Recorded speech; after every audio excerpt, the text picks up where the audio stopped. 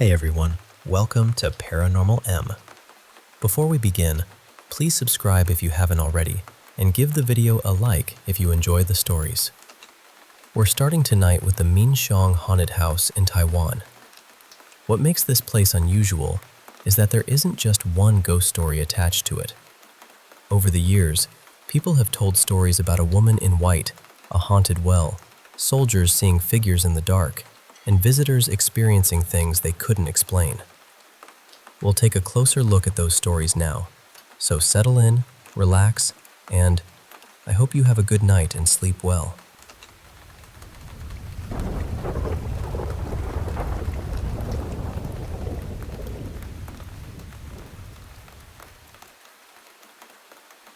Some haunted houses become famous because one terrible thing happened inside them. But the old mansion in Minxiong, Taiwan, feels different. What makes it unsettling isn't one death or one ghost. It's the way so many stories have gathered around the place over the years. They've layered themselves over the building until, eventually, the mansion almost stopped feeling like a real home. It became something people whispered about. The house was originally known as the Liu family residence in Minxiong, Chiayi. It was built in the late 1920s by a wealthy landowner named Liu Rongyu, and for its time, it must have been extraordinary. It stood 3 stories high, with connected wings, wide balconies, decorative terraces, and a courtyard with a pond. Out in the countryside, surrounded by fields and low houses, it probably looked less like a family home and more like a palace that had somehow wandered away from the city. But local stories say the mansion wasn't built there simply to display wealth. According to legend, a feng shui master studied the land and declared that it sat across the throat of a sleeping dragon. A railway line had recently been built nearby, and some believed the iron tracks had sliced through the natural flow of energy beneath the ground. To repair the damage, the family was supposedly told to construct a tall building in that exact location, with a hill behind it and the river stretching out in front. So, from the very beginning, the mansion may have been more than a home. It was meant to hold the land together, a kind of enormous charm made from brick, timber, and stone.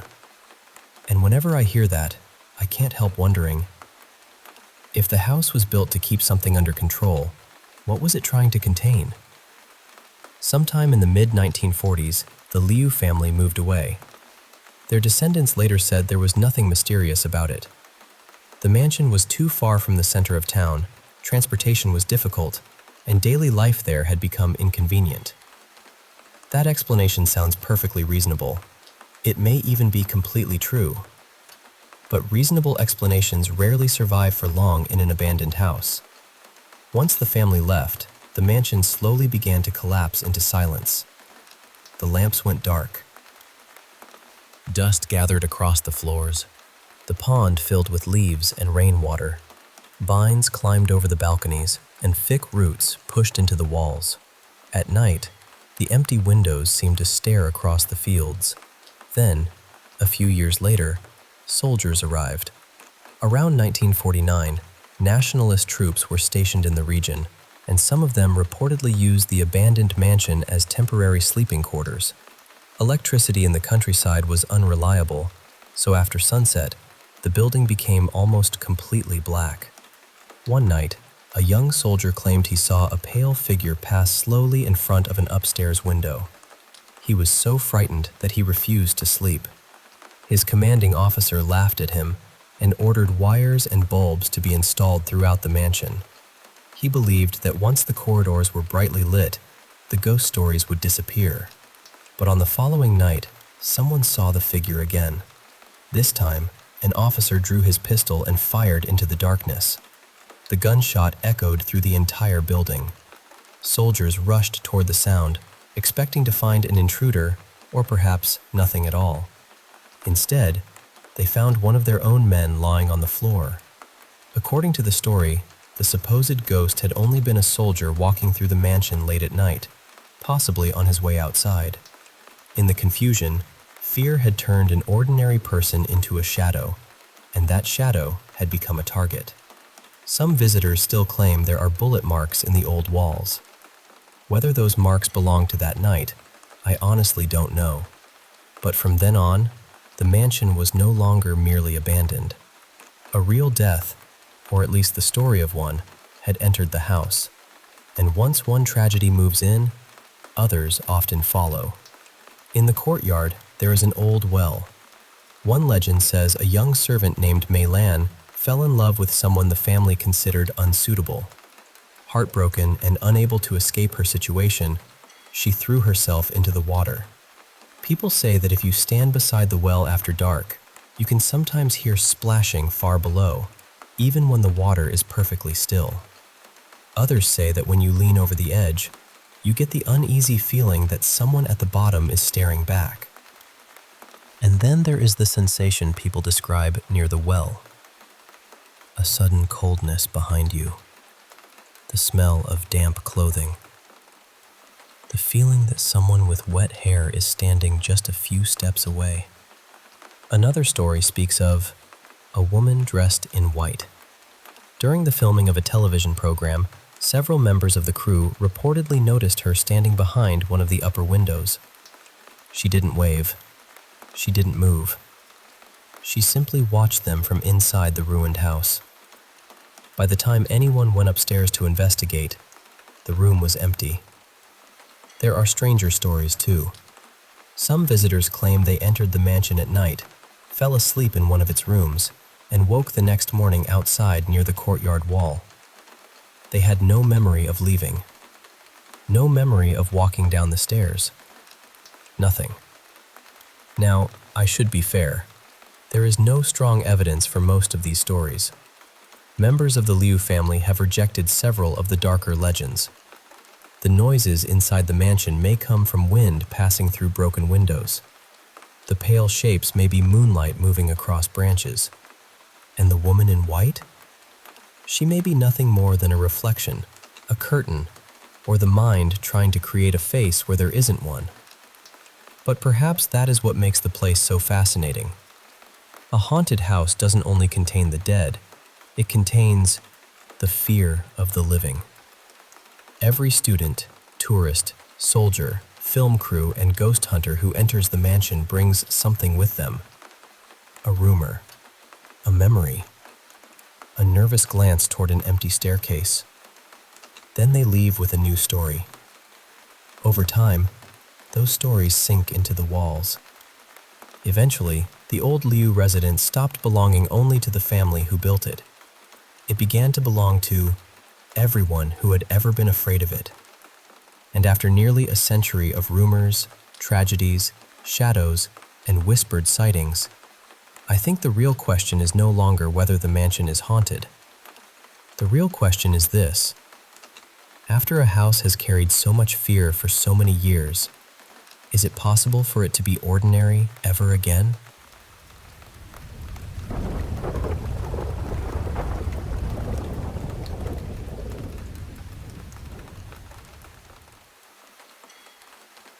I've always been interested in ghosts and anything paranormal.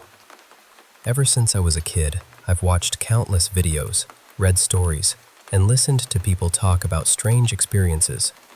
But honestly, I never really believed Ouija boards worked. I'm 23 now, and for years I assumed most of the videos online were staged, exaggerated, or edited to make them more dramatic. They were entertaining, sure, but I never thought there was anything real behind them. Then one evening, my fiancé and I were sitting around trying to think of something to do, and I casually suggested making a Ouija board. She looked at me and said she had used one when she was a teenager, and that something had actually answered her. I laughed because I thought she was trying to scare me. We didn't own a proper board, so we printed one from the internet and taped it onto a piece of thick cardboard. Then we cut out a small planchette using a template. It looked cheap and homemade, which made the whole thing feel even less believable to me. My fiancé immediately said we weren't using it inside her grandparents' house. She was living with them at the time, and she didn't want to risk bringing anything strange into their home. I remember teasing her about it. I told her there was nothing to worry about because it was only cardboard and printer paper. Still, she refused. So we drove to the ruins of an old abbey just outside town. Parts of it were nearly 900 years old, and the surrounding area had been damaged during the war. We thought that, if anywhere had a story attached to it, that place probably did. We sat there for about half an hour, with our fingers resting on the planchette. Nothing happened. We asked questions. We waited quietly. We even moved to another part of the ruins. Still nothing. That was exactly what I had expected, but I'll admit, I felt slightly disappointed. Even though I didn't believe in any of it, part of me wanted something to happen. Eventually, we packed everything away and went for a drive. It was getting late, and we were following a narrow road through the countryside when I noticed a tiny stone church surrounded by an old graveyard. There were no houses nearby, and the whole place seemed completely isolated. I pointed toward it and said, "Let's try one more time." I parked beside the church wall, and we set the board up between us inside the car.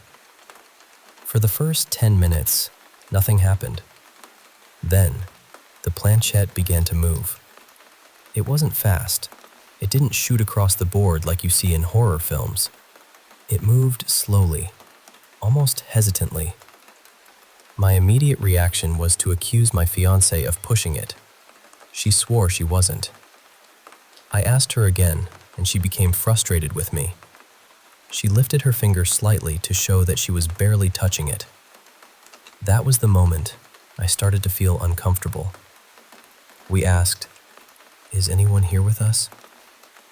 The planchette moved to yes. I remember staring at it, trying to work out how she could be moving it without me noticing. We asked for a name, but the planchette wandered between letters that didn't form a word. We tried again, and the same thing happened. Then I asked, "Are you a boy?" It moved to yes. My fiancé asked how old he was. The planchette moved to the number 1. Then it drifted away before returning to 1 again. I said, "Are you 11?" It moved to yes. I felt a knot forming in my stomach, but I was still trying to stay rational. Then I asked the question I probably shouldn't have asked. "How did you die?" The planchette began moving from letter to letter. F, I, R, E. Fire. For a few seconds, neither of us said anything.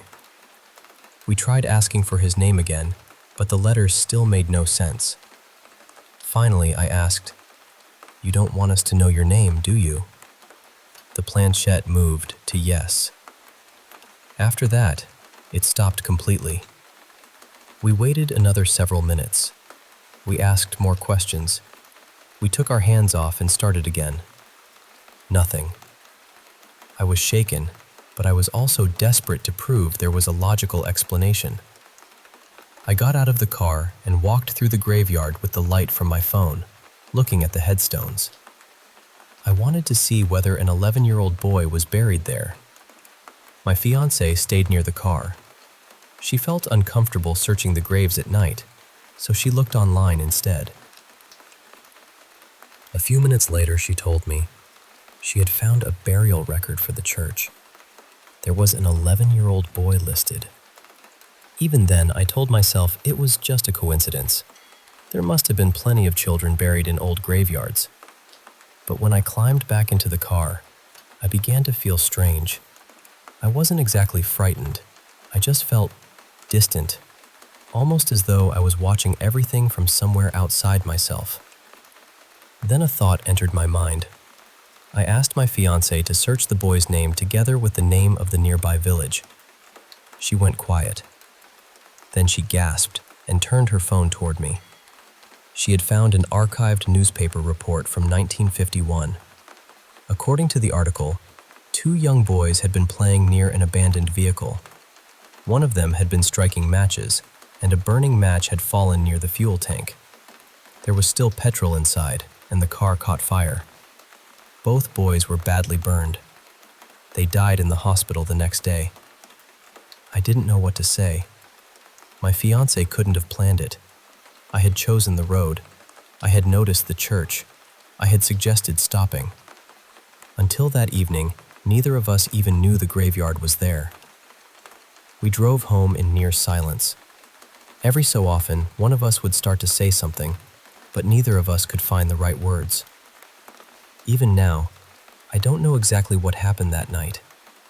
Maybe the planchette moved because of something psychological. Maybe we found the burial record because we were searching for a connection.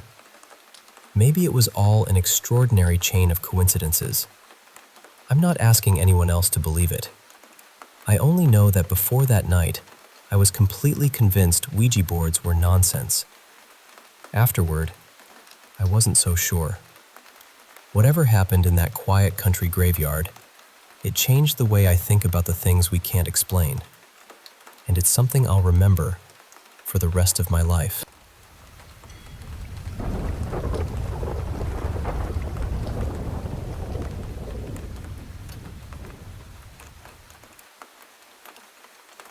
I still don't know how long we had been hanging there. There were 3 of us, suspended against the walls of a windowless room, our wrists bound above our heads. The only light came from a rusted lantern swinging from the ceiling. Every time it moved, our shadows stretched across the walls, like they were trying to escape without us. Then, the door opened. A tall, bald man stepped inside. One of his eyes was badly scarred, and dark stains marked the collar of his heavy coat. His boots struck the floor slowly and deliberately. He wasn't rushing. That was what frightened me most. Behind him, he pulled a narrow metal cart covered with blades, hooks, clamps, and tools I couldn't even recognize. Our mouths had been taped shut, so none of us could speak. We could only watch as he studied the 3 of us and quietly chose the man hanging farthest from me. He dragged him to the opposite side of the room. What happened next is something I still struggle to describe. The man used his tools with terrifying patience, breaking the prisoner piece by piece. He tore out teeth, wounded his face, and pressed heated metal against his skin. The victim barely reacted at first, almost as though his body had already given up. Eventually, blood filled his mouth, and his breathing became a wet, desperate struggle. The torturer continued. He removed the man's clothing and inflicted injuries so cruel that I had to close my eyes. But even with my eyes shut, I could still hear everything. The scrape of metal, the hiss of heat against skin, the shallow breathing of the person beside me. I remember thinking, when he finishes with that man, he'll come for us. Fear does strange things to the mind. After a while, I stopped feeling the ropes cutting into my wrists. I stopped noticing the cold floor beneath my feet. My whole world became the door, the restraints, and the possibility of escape. Then, somehow, one of the bindings loosened. The person beside me noticed it too. We didn't speak. We just moved. The moment we were free, we ran toward the door. To our shock, it wasn't locked. It opened easily, almost as though someone had left it that way on purpose. For one beautiful second, I believed we had escaped. Then, the engine of a chainsaw roared behind us. We ran through the hallway as fast as our exhausted bodies could carry us. The man was coming after us, the blade screaming through the darkness. The other prisoner looked at me and understood what had to happen before I did. He turned back. He threw himself into the torturer's path, buying me the few seconds I needed to reach the front door. I heard shouting behind me, followed by the violent growl of the saw, but I didn't stop. I burst onto an empty road and waved down the first vehicle I saw. The driver took me several streets away, and I stumbled into what looked like a small repair shop. It was actually an abandoned storage building. I hid there for a while, shaking so badly I could barely stand. When I finally stepped outside, I noticed a woman across the road. She was dressed too elegantly for the neighborhood, and she kept watching me while speaking quietly into her phone. The moment our eyes met, I ran. That was when I felt something vibrating in my jacket. A phone. It wasn't mine. Someone had slipped it into my pocket. The screen displayed 2 words, "Home calling." I answered. A calm voice said, "We're outside your family's house. Come back alone." Then, the line went dead. Every sensible part of me knew it was a trap. But what choice did I have? I couldn't leave my family in danger. So, I returned. When I reached the house, a burned-out sedan was parked near the gate. Its windows were blackened, and the metal looked as though it had melted in places. The front door stood open. I stepped inside. Before I could call out, someone came from behind and pressed a mask over my face. A chemical smell filled my lungs. My knees gave way, and the room disappeared. When I woke up, I was in another house. This room was cleaner, almost ordinary. A lamp stood in the corner. A table sat in the center. Across from me was another captive, a nervous man with bruises around his wrists. Then, a bearded man entered. He wore a plain shirt and polished shoes. He smiled as though we were guests arriving for dinner. He placed a deck of cards on the table. "The rules are simple," he said. "Win and you leave. Lose and one of you dies." My stomach dropped. I barely knew how to play. The man across from me seemed experienced. He watched my eyes, my hands, even the way I breathed. Every card I placed felt like a confession. With every round, my heart struck harder against my ribs. Somehow, we reached the final hand, and somehow, we won. For the first time since the nightmare began, hope returned. I laughed. I actually laughed, because I believed it was over. The bearded man reached into his pocket and showed us a small brass key. Then, he swallowed it. Just like that, our freedom vanished. A moment later, something slammed against the door from the other side. Once. Twice. The hinges began to bend. I couldn't breathe. The room spun, the voices around me faded, and darkness closed over me again. I woke to the sound of the chainsaw. The bald man had found me. I was strapped to a steel table, unable to move. He stood over me with that same calm expression. I begged him to stop, but he didn't even seem to hear me. The machine roared. When I opened my eyes again, both of my legs were gone below the knees. The wounds had been burned closed and wrapped in thick white bandages. He carried me into another chamber. Dozens of people were already there, all injured in the same way. Red-hot stones lined the edges of the room, filling the air with unbearable heat. Yet, no one screamed. Instead, they began to sing. Some of them swayed. Others dragged themselves across the heated floor as though performing in some terrible celebration. Their faces were empty, almost peaceful, while the heat blistered their skin. Then, the door opened. Every person in the room fell silent. Pure fear appeared on their faces. The bald man entered, carrying a shovel of burning coals. He forced the coals against their bodies, one after another. Some tried to crawl away. Others grabbed the burning pieces with their bare hands, choosing the pain they understood over whatever waited beyond the door. By the time the room was finally breached, almost everyone had died. Rescue workers entered wearing protective equipment. They sprayed the walls with water and dragged the final survivor toward the exit. I watched that man crawl across the floor, weak and terrified, using his hands because his legs could no longer carry him. At the far end of the room, the bald man stood perfectly still. No one seemed to notice him. He watched the survivor crawl toward freedom. Then, slowly, turned his face toward me. His scarred eye widened, and he smiled. That was when I understood. The house had never been trying to keep us inside. It wanted to see what we would become when it finally allowed us to leave.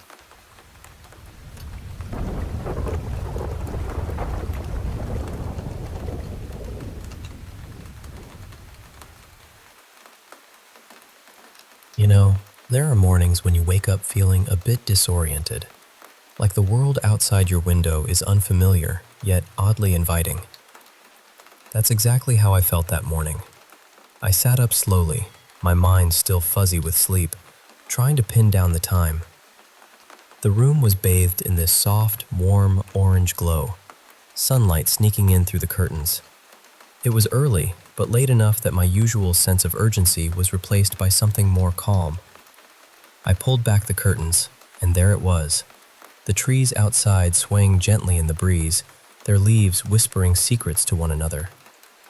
The cabin life, I thought, wasn't so bad after all. Well, except for that bizarre episode with some strange animal that had broken in the night before. That was unsettling, sure, but nothing I couldn't handle. I glanced at the clock and realized it was way too late in the day to trek down to the main path and start poking around for clues about the animal. Instead, I decided to do something I'd been itching to do since I arrived. I grabbed a couple of beers from the little fridge and headed down the narrow trail that led to the lake. The air was crisp, filled with the scent of pine and earth, and the crunch of dry leaves under my feet was oddly comforting. I had this idea in my head. If I could find the fishing poles tucked away somewhere in the cabin, maybe I'd spend a few days just drinking and fishing, letting the world slow down around me. But first, I needed to unravel the mystery of who this Agent 202 was and what organization he worked for. There was something about him that didn't sit right, and yet, I couldn't look away. When I reached the end of the short trail, the scene before me stopped me cold. It was like some strange coincidence straight out of a novel. This man really was everywhere in these woods. There he was, standing ankle-deep in the lake, his polished black shoes neatly placed on the shore. His suit pants were rolled up, but despite his efforts, the water had crept in, dampening the fabric. He was bent over, filling 2 watering cans with water from the lake, completely absorbed in his task. Because he was so focused, he didn't see me approach until I was almost right beside him. When he finally looked up, he gave this little roll of his eyes behind his dark sunglasses, like I was an annoyance. "Don't look at me like that," he said, voice low but firm. "I'm staying at my grandfather's cabin. You're the one invading my lakefront." He started walking toward me, his black hair slightly tousled from whatever work he'd been doing. I glanced over and noticed a brand new truck parked as close to the dock as possible, without risking getting stuck on the steep slope leading down to the lake. In the truck bed sat a half-filled water tank. I couldn't help but wonder, was he really trying to fill that massive tank with just those 2 little watering cans? Before I could ask, he passed me, carrying his full pails toward the truck. "The pump's broken, and we ran out of water," he explained without looking back. "I'm not needed until later tonight, so this is just busy work." I had nothing better to do, honestly, so I shoved my beers halfway into the sand to keep them cool and silently stood in front of him, holding out my hand to take one of the watering cans. He raised an eyebrow, but handed one over. I slipped off my sandals and stepped into the cool lake water. We fell into a quiet rhythm, me refilling the cans while he emptied them into the tank. The sun dipped lower, painting the sky with shades of pink and purple, but there was still enough light to see by. "My back is killing me," I finally admitted, breaking the silence and prompting us to take a break. I hadn't done much, but standing there in the water made me feel like I'd earned my beer. I climbed out, feet sinking into the warm sand, now regretting the wet footprints I was leaving behind. The beer was cool to the touch, almost a small luxury. I offered one to the agent, still bent over, filling the pails. He looked at me, then at the lake, considering. When I shook the bottle a little, trying to entice him, He gave a reluctant nod and walked over. Sitting beside me, he didn't seem to care at all about his suit getting covered in sand. He grimaced at the first sip, like maybe he wasn't used to drinking beer. We sat there quietly, just watching the peaceful water and the dense woods beyond. The tranquility felt almost sacred. He took off his sunglasses, the fading light making it impossible to see through them, and I found myself glancing at his face, trying not to seem too obvious. I hadn't seen his full face before, and when our eyes met, it caught me off guard. His eyes were this strange, icy blue, not the bright kind you usually see, but cold and empty, like the eyes of a ghost. I quickly looked away, a flicker of fear crawling up my spine. Maybe his eyes looked that way because of some condition, I told myself. He seemed to get around just fine. "What's your name?" he asked suddenly, pulling me out of my thoughts. We'd never properly introduced ourselves when we first crossed paths. "Adam," I replied. I thought I caught a flicker of a smile on his lips. "Adam Anderson?" "My parents named me after my grandfather," I said with a small laugh. "Not very original. What about you?" I expected a name, something simple, but he didn't look at me. His dead eyes stayed fixed on the lake as he took a slow sip of his beer, mulling over the question. The hesitation made me nervous. Maybe he really didn't have a name beyond Agent 202. That felt like some deep government-level stuff, like he was raised without a name just to do one job. A shiver ran down my spine, warning me I probably shouldn't know any of this. Suddenly, from across the lake, lights flashed in the woods, bright, searching beams cutting through the darkness, as if someone was testing spotlights hidden among the trees. "Is something bad going to happen?" I asked quietly. "No," he said, voice low and serious. "Sacrifices are going to be made to keep the peace." His cold gaze pinned me in place, and I felt sweat bead at the base of my neck. That single sentence carried so much weight, so much meaning I couldn't even begin to unpack it. I wanted to ask more, but I knew he wouldn't say another word. I already knew too much. A crackling static sound broke the tension, drawing his attention toward the truck. He moved quickly, tension coiling in his body. Reaching inside the open window, he pulled out a radio receiver and answered. "202 here," he said. A language I didn't recognize crackled through the speaker, but he understood every word. His face darkened with a scowl. Damn it. Of course he arrived early. Hans is such an ass. "All right, I'll be there. Keep him busy." He growled under his breath, slamming the radio back into the truck before circling around to climb inside.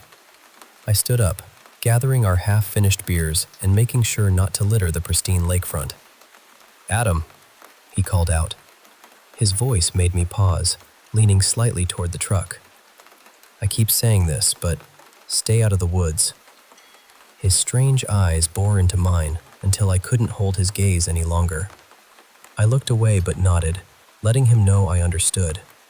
And as the truck rumbled to life and disappeared down the dirt road, I sat back down on the sand, the weight of that night settling over me like the coming darkness. The woods were no longer just a peaceful backdrop. They held secrets, shadows, and perhaps danger lurking just beyond the light.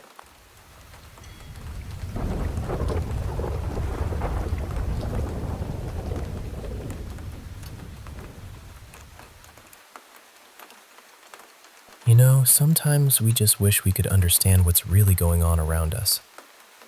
Like, all I ever wanted was to know what was happening out there in those woods, beyond the cabin. That's all. But when I asked, the answer I got was so solemn, like a quiet warning. "It's human nature to be curious," the man said, his voice steady but heavy with caution. "But what is happening is not meant for you to know. So please." He didn't have to say it twice. At that moment, I realized whatever was going on was way beyond my reach, beyond what I could grasp. He was looking out for me, trying to keep me safe by steering me away from the truth. And honestly, I was ready to leave it alone. I watched as he pulled the old truck away, the gravel crunching under the tires, and felt this little sting of bitterness. Would I ever truly know what he was warning me about? Probably not. Looking over, I saw more flickering lights dancing through the thick trees, their glow like fireflies caught in the dark. Somewhere, faint music floated over the lake, drifting lazily with the evening breeze. The air was warm but heavy, and the bugs, oh, those relentless bugs, were already turning my bare arms into a feast. I shook them off and headed back to the cabin, my mind buzzing with more questions than answers. The next day, boredom gnawed at me as I paced around the cabin.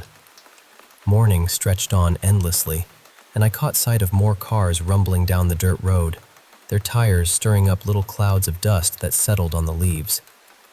I was going stir-crazy, trapped in this quiet little world. I felt that restless urge building inside me, that desperate pull to just bolt into those woods and find out what was really going on. But instead, I chose to go into town. Better to keep busy than to wander blindly into trouble. Not sure how long I'd be around, I decided to get a library card. Books and movies seemed like a good way to keep my mind occupied, at least for a while. I was scanning through the rather small movie section when a voice called my name, gentle but surprised. "Adam, is that you?" I turned to see a man, about my grandfather's age, standing there. His face looked puzzled for a moment, then it broke into a warm smile. "You must be his grandson." "Christ, you look just like him when he was your age." I thought I was losing my marbles. I smiled back, feeling a bit of warmth from the familiarity. I dropped the movie search and walked over to him, introducing myself even though it felt like we already knew each other. I'd always known I was named after my grandfather, but I never actually heard anyone call him Adam before. He went by his middle name, John. That's what everyone knew him as. We shook hands, and I followed the man to a cozy sitting area. "My grandfather broke his hip, so I'm cabin sitting," I explained, trying to sound casual. "I get pretty bored up there." He nodded knowingly. "It does get boring there. Nothing much happens in this town at all." I suppose that's why some people like living here so much. I hesitated, then decided to bring up the strange men I'd seen lurking in the woods. "I've been noticing men in suits around. Is there some kind of FBI training camp nearby or something?" His face darkened for a fleeting moment, and something like worry flickered in his eyes. I wondered if I'd stepped into some kind of trap with my question. He shook his head slowly, as if clearing away some complicated thoughts before speaking. "You and your grandfather are alike," he said quietly. "Years ago, he talked about the same thing, men in the woods near his cabin." "And?" I leaned forward, my heart pounding, eager for answers. Why had my grandfather never mentioned any of this? What was he hiding? "He did the smart thing," the man replied. "He settled down with your grandmother and stopped digging into it." I let out a long sigh, sinking back into the oversized armchair. Disappointment settled over me like a heavy blanket. He chuckled softly at my reaction and continued. "There was another reason why he stopped talking about it and focused on your grandmother. Adam, your grandfather was the kind of man who wore suits and kept everything buttoned up. He came here from somewhere else, and folks around town thought he was just some government guy doing a land survey or something." "What made him settle down here?" I asked, curiosity getting the better of me. If he was the office type and not really an outdoor guy, was it love at first sight when he met my grandmother? Love at first sight? "Maybe," he said, a soft smile touching his lips. "But not with your grandmother at first. See, he kept asking the locals about those men in suits appearing in the woods. He chased leads, and at first, we thought he'd lost his mind. Then a stranger came into town a few times, a man in a suit. But the strange thing was, he'd buy all the live fishing bait and a massive amount of meals to go at the diner. We all assumed your grandfather was chasing answers." But then some campers caught him and a man in a suit in, well, a compromising position in the woods. He gave me a pointed look over his glasses, and I instantly understood. My face flushed with embarrassment, and I realized why my grandfather never wanted to talk about those men. My family probably didn't even know. I felt like I was intruding on something private, something too personal. If he was like that, I stammered, why would he marry my grandmother? Because he loved her too, the man said gently. Anyone could see that. I'm sure he was happy with her. But his eyes, they always seemed to be drawn toward the woods, like something inside him was still searching.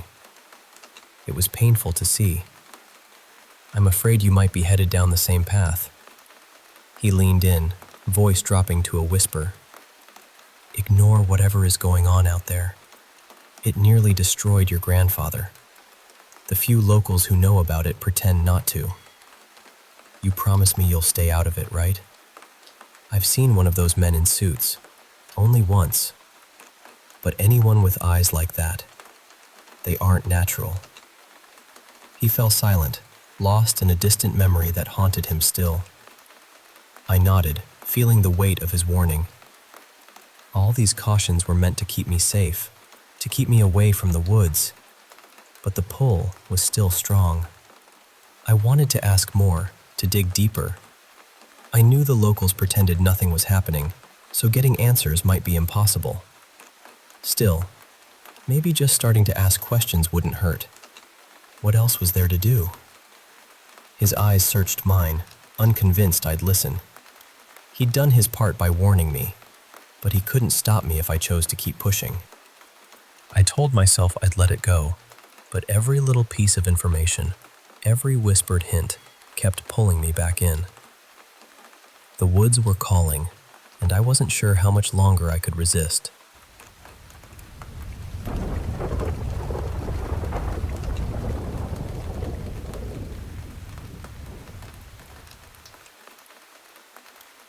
Hey, I want to tell you about something that happened to me. Not just any story, but one that really stuck with me in a way I can't shake off. So, I'm a college student. Honestly, the school and my major don't really matter here. But what does is that I've always been a Windows person. My school, though? They use Macs for everything. Projects, assignments, you name it.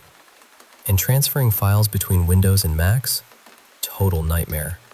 So, I'd usually stay late at school to finish up any work due, so I didn't have to deal with that hassle at home. I took the bus home every single evening, usually pretty late at night. My college wasn't far from where I live, but I was always wiped out from cramming and deadlines. Since the bus passes were included in our tuition, it made sense to use them as much as possible, even if it meant a little longer ride home. There was this one night, I was almost nodding off on the bus. The driver had this annoying habit of slamming the brakes suddenly, which was pretty much the only thing keeping me awake. My head jerked forward when we stopped abruptly. At first, I wasn't sure where we were. The bus had stopped right in front of a park. The driver often took a quick 5-minute break there since I was usually the last passenger left. I knew if we didn't start moving soon, I'd drift off again. But then, something caught my eye through the window that made me snap wide awake. A man was walking beneath one of the streetlights, heading into the park. For just a split second, I caught a glimpse of his face, but I couldn't quite remember what it looked like afterward. It was weird. My body went into full fight-or-flight mode just from that brief look. My muscles tensed, and I sat staring, hoping he'd look back at me. I burned the image into my mind because even the slightest hint of his face screamed danger to me. He looked normal enough. Tall, thin, wearing a burgundy suit. Okay, maybe that color wasn't exactly typical, but I'd seen stranger outfits on some of my classmates. And there were bars nearby, so maybe he was just dressed up for a date or something. I could explain his outfit, but I couldn't explain why my body reacted so intensely just by looking at him. The bus started moving again, and I was left wondering what that was all about. Over the next day, while working on my project, I kept thinking about that man, I wanted to remember his face, but also wanted to forget it. I realized I wouldn't be able to focus until I figured it out. Usually, the path through the park was a shortcut, but I always stayed on the bus because walking just felt like too much effort.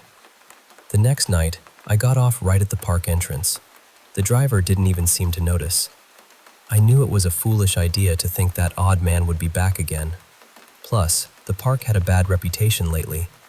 There had been muggings, and all my female friends refused to walk through it at night. Dangerous for sure, but I needed to know who that man was. I walked quickly, keeping my phone in my hand, ready to call for help if needed. When I saw someone else on the path, I immediately became cautious. As he spotted me and started walking toward me, my heart nearly jumped out of my chest. I almost called the cops, but then I noticed his jacket. It said security. "Hey, want me to walk with you?" he asked, stopping a few feet away to give me space, just in case I was still nervous. "They have security patrols in the park now?" I asked with a raised eyebrow. He chuckled softly. "Yeah, the city hired my company for a few weeks.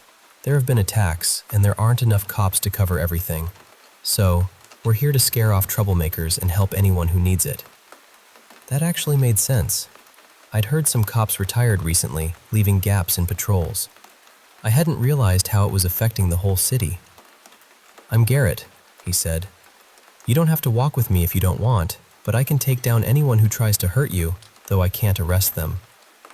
He seemed nice enough, so I accepted. I couldn't bring myself to ask about the strange man right away, so I let him talk about his job while we walked through the park together. By the time we reached the other side, the topic never came up. I thanked him and asked if he'd be on the same shift tomorrow. He said yes. At least now, I'd have someone watching over me on this weird little quest of mine. Over the next week, I took that path through the park with Garrett by my side. He kept telling me to stay on the bus for my own safety, but I think he appreciated having someone to talk to. It was a pretty dull job. I didn't see him over the weekend since I had no classes, but when we met again on Monday, I noticed something was off. Garrett was a tall, strong guy. He said he was in the military but had to retire early due to a leg injury. That's why his job now was security.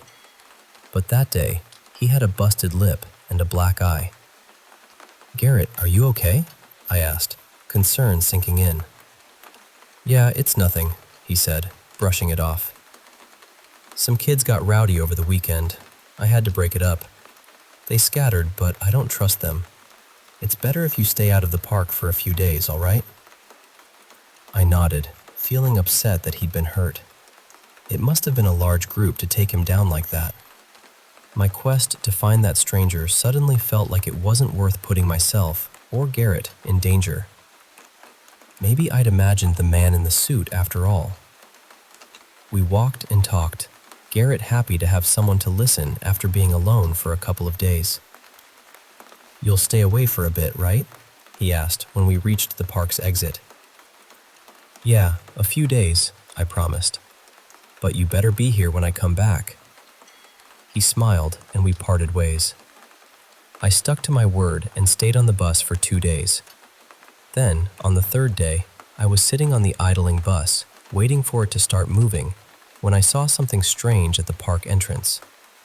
A group of high school kids were cheering and walking into the trail.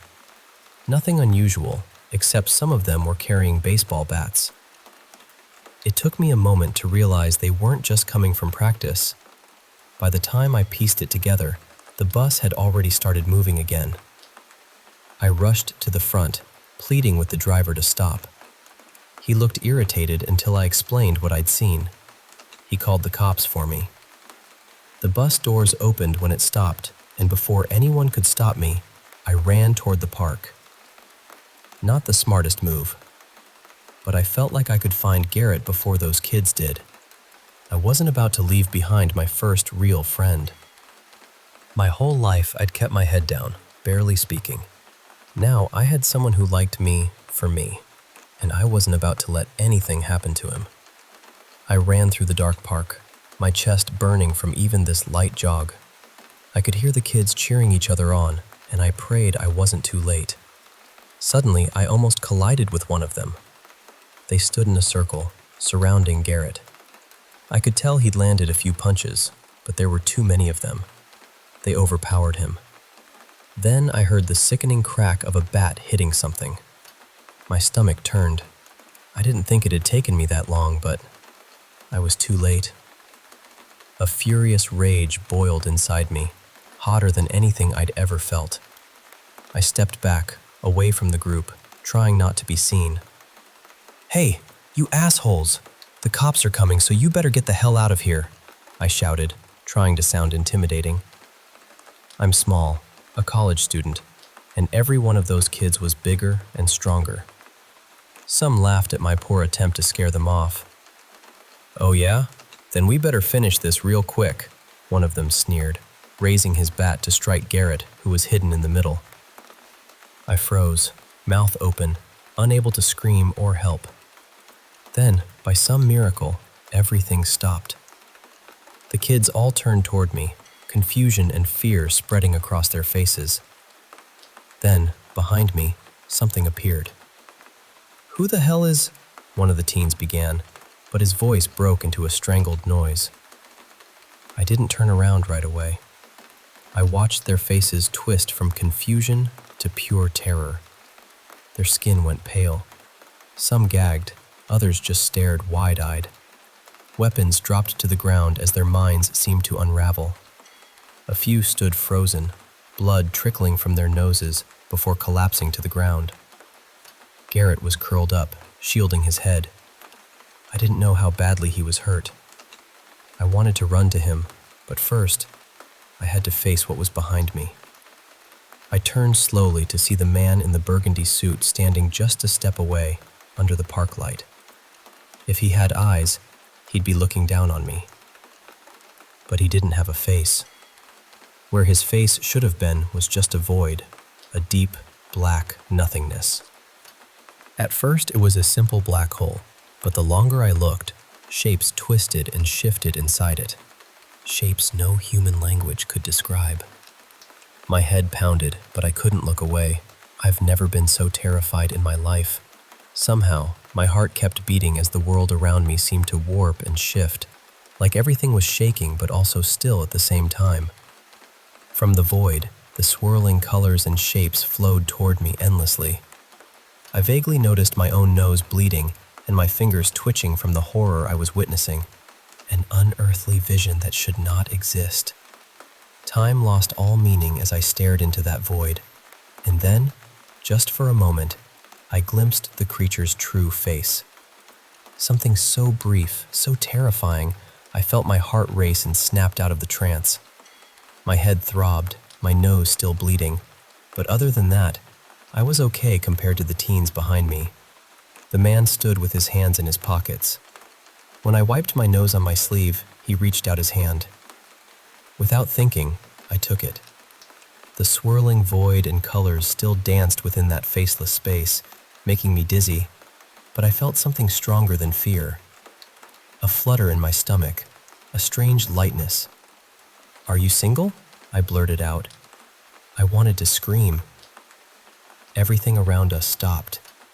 The man looked stiff, somehow embarrassed, even without a face. I couldn't believe I'd just asked out a nightmare. What was wrong with me? Up until then, I'd never felt romantic love. My mom always said I just hadn't met the right person. I'd accepted living alone, being content with my own company until that moment. Now, I wanted Garrett to be okay, to be my friend. But I also wanted to date this monster. The man tilted his head toward the fallen teens, then back at me. "Seriously?" His voice was like broken fragments, clips of other voices stitched together. I nodded, my face burning. Who knew you could be scared to death and fall in love all at once? I mean, I know it's sudden. It's okay if you're not interested. I'm fine with just being friends, hanging out, getting to know each other. I'll get my friend to the hospital now. How about you think it over, and I'll see you tomorrow night. I wanted to disappear for so many reasons. I let go of the faceless man's hand and rushed over to Garrett, who was starting to wake up. I told him to stay still while I called for help. When I looked back up, the man was gone. Garrett needed to stay in the hospital for a while, but he was alive. He kept thanking me for saving him, even though I felt like I hadn't done much. He was also mad at me for rushing in, and I'd never hear the end of how proud and disappointed he was. The cops took the teens away, blaming their mental freakout on some bad batch of drugs. I don't know if that was a cover-up or just their explanation to close the case. I doubt I'll ever know the truth. I kept my promise and went back to the park to meet the faceless man who saved us. After waiting for hours, just as I was about to give up, he showed up. Looking into the void again made me dizzy. I wondered why I could stand to look at his face when others couldn't. "Hangod?" he asked in that strange voice as he stopped in front of me. My stomach fluttered again. I was glad he wanted to get to know each other and wasn't upset about my outburst the other night. I realized then why I could look into his face. Because I loved him more than I was afraid of him. That scared me. I knew if my feelings changed, I might end up like those terrified teens. But the faceless man didn't seem to have any malice. He was just a little dangerous simply by existing. And strangely, I was okay with that. He didn't talk much after that, so I started showing him videos on my phone. He seemed to enjoy them, though it was hard to tell. For now, I'm happy with how things are, just hanging out with the faceless man in the park, waiting for the moment I'll ask if he wants to take it further.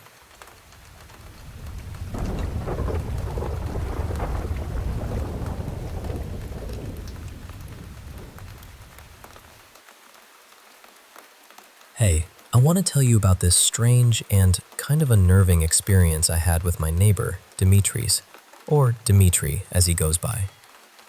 It all started one evening when he knocked on my door out of the blue. I was in my pajamas, just winding down after a long day, and he asked, "Is everything all right?" Now, I was puzzled, honestly. What could possibly be wrong on his end that he'd come all the way over? Maybe something was wrong in his apartment, or maybe he couldn't reach our landlord. I had no idea. Then, out of nowhere, Dimitri said, "Give me your work time." It caught me totally off guard. For a moment, I just stared at him, trying to figure out what he meant. Then it hit me. He wanted to know my work schedule. You see, I don't have set shifts. I work whatever hours they need me for that week. It's pretty flexible, but not predictable. It's on my phone, I told him, feeling a little awkward. "Do you want me to get your number? I can text you when I'll be at work." He nodded silently, and I went inside to grab my phone. When he pulled out his, it looked like one of those cheap burner phones. Kind of sketchy, honestly. We exchanged numbers, and I quickly sent him a text with my schedule. He scanned it, nodding slowly, and I suddenly felt this weird sense of regret. It was like he was planning something with that information. Maybe something not quite right. Or maybe I was just overthinking it. Before he left, he said something that stuck with me. "I work at home. Very loud. Only when you are not home." His explanation was so vague, it made me wonder more than ever. Whatever his job was, he didn't want to disturb me, but also didn't want me to hear it. That made me suspicious. Was he involved in some kind of adult work? Or worse, something illegal? He had that dangerous vibe, kind of like a mobster, and I leaned toward the latter. The first week passed quietly. Not a sound from his apartment, just the occasional glimpse of him leaving or returning. He always carried this big bag slung over one shoulder and wore black leather gloves. I never saw a motorcycle in the parking lot, which made me think maybe he didn't ride one. When our paths crossed, he'd just give me a curt nod. No small talk, nothing. Just a neighborly acknowledgement. I figured that was as close as we'd get. Yet even the addicts who hung around the building's entrance gave him space, like they knew better than to mess with him. Then came the second time we spoke, under the most bizarre circumstances. Dimitri actually broke into my apartment. But before you freak out, there was a reason, And honestly, I'm still not sure if I'm just clumsy or cursed with bad luck. So I'd put a bottle of aspirin on top of the fridge because I was starting to get a headache. When I went to grab it, I accidentally knocked it off the fridge. It rolled way back out of reach. Instead of grabbing a step stool, I decided, hey, I'll just climb up on the kitchen counter. Bad idea. One arm was braced against the cabinet for balance, the other reaching for the bottle. Then I heard it, a soft creak, like a warning I should have heeded. Suddenly, the whole cupboard came crashing off the wall. It wasn't nailed in properly, and it just gave way under my weight. It clattered down, smashing plates and cups, and the edge hit me right on the forehead. Blood started pouring, and I couldn't catch my breath because the cupboard landed on my chest as I fell backward onto the floor. The noise was deafening. Surely the neighbors heard it. But I was too dizzy and in pain to care about apologies right then. I lay there, head pounding, feeling sick and woozy. My phone was out of reach on the counter. I just hoped the cut wasn't too bad, because a trip to the hospital was out of the question. Then I heard my name. Richie? I looked up through the fog of pain, and there was Dimitri, standing in my kitchen doorway, looking down at me. But wait, how did he get in? I locked the door. I started to explain, but the pain stopped me. It was obvious what had happened. Without a word, he bent down, pushed the cupboard off me, stepping carefully over the broken glass. He lifted me up, careful not to hurt me more, and helped me sit down. Then, grabbing a dish towel, he cleaned the blood off my forehead and face. I was too out of it to question him or stop him. "I call doctor," he said simply, pulling another phone from his pocket. This one looked different, less sketchy. I opened my mouth to protest, but his steely gray eyes told me to be quiet. So I sat there, holding the damp towel to my head, as Dimitri spoke quietly on the phone. 10 minutes, he announced after hanging up. "How did you get in?" I finally asked, still baffled. "Lockpick," he said casually, like it was no big deal. Of course, he looked like the type who could pick locks. For the next 10 minutes, he helped me stay calm and still while cleaning up my mess. The blood was everywhere. I swear it looked like a crime scene in my kitchen, and I doubted I'd ever get the stains out of my cheap tile. Then the doctor arrived. Dimitri let him in smoothly. The man was, well, he looked like he stepped out of a different era. Round, gold-rimmed glasses, a vest over a button-up shirt, and perfectly slicked back black hair, like from the 1950s.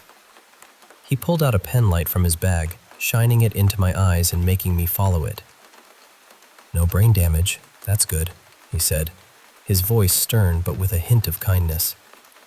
"Just a lot of blood from a minor cut. Dimitri could have sealed this up himself, but I suppose he wanted to be sure your brain wasn't scrambled."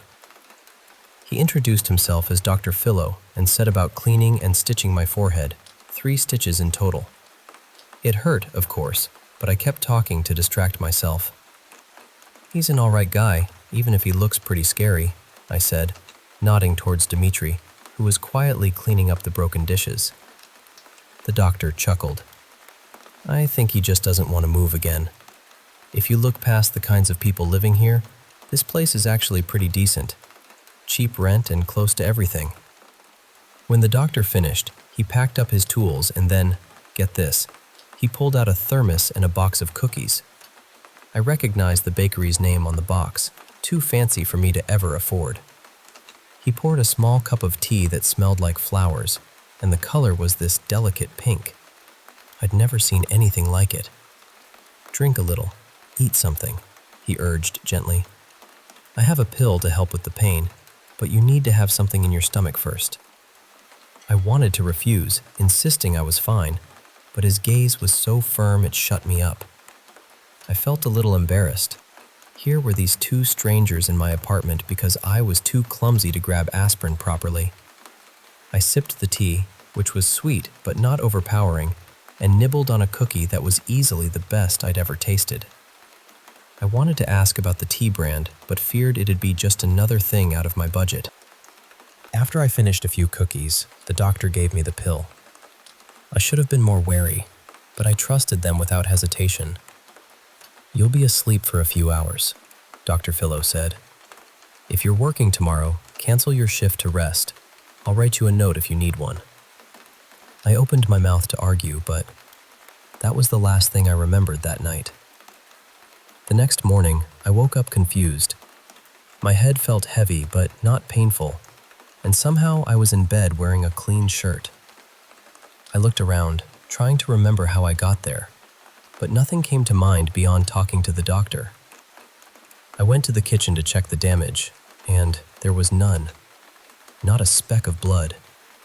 Brand new cupboards were installed, and they were solid this time.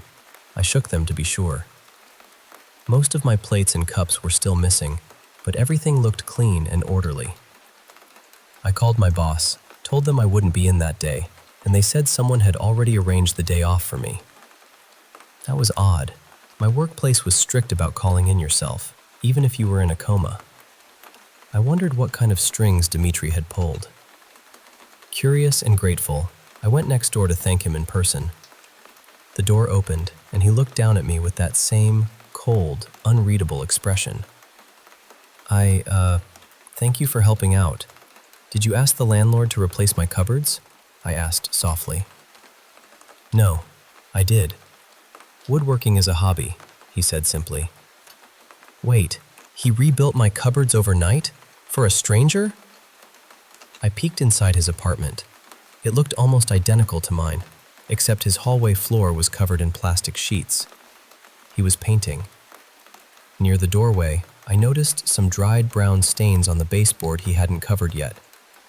I was about to ask about his renovation plans when he reached out and lightly touched the stitches on my forehead.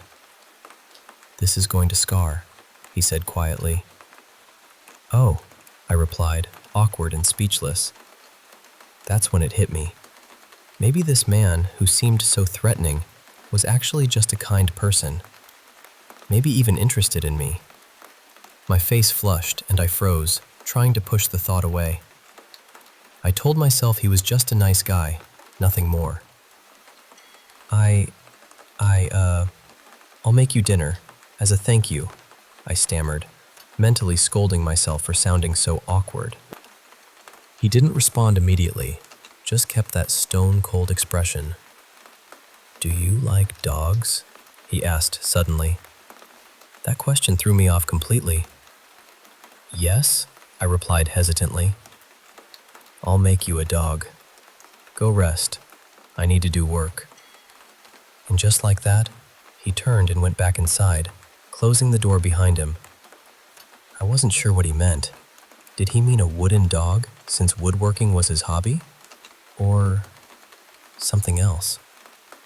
I went back to my apartment, mind buzzing with all these thoughts.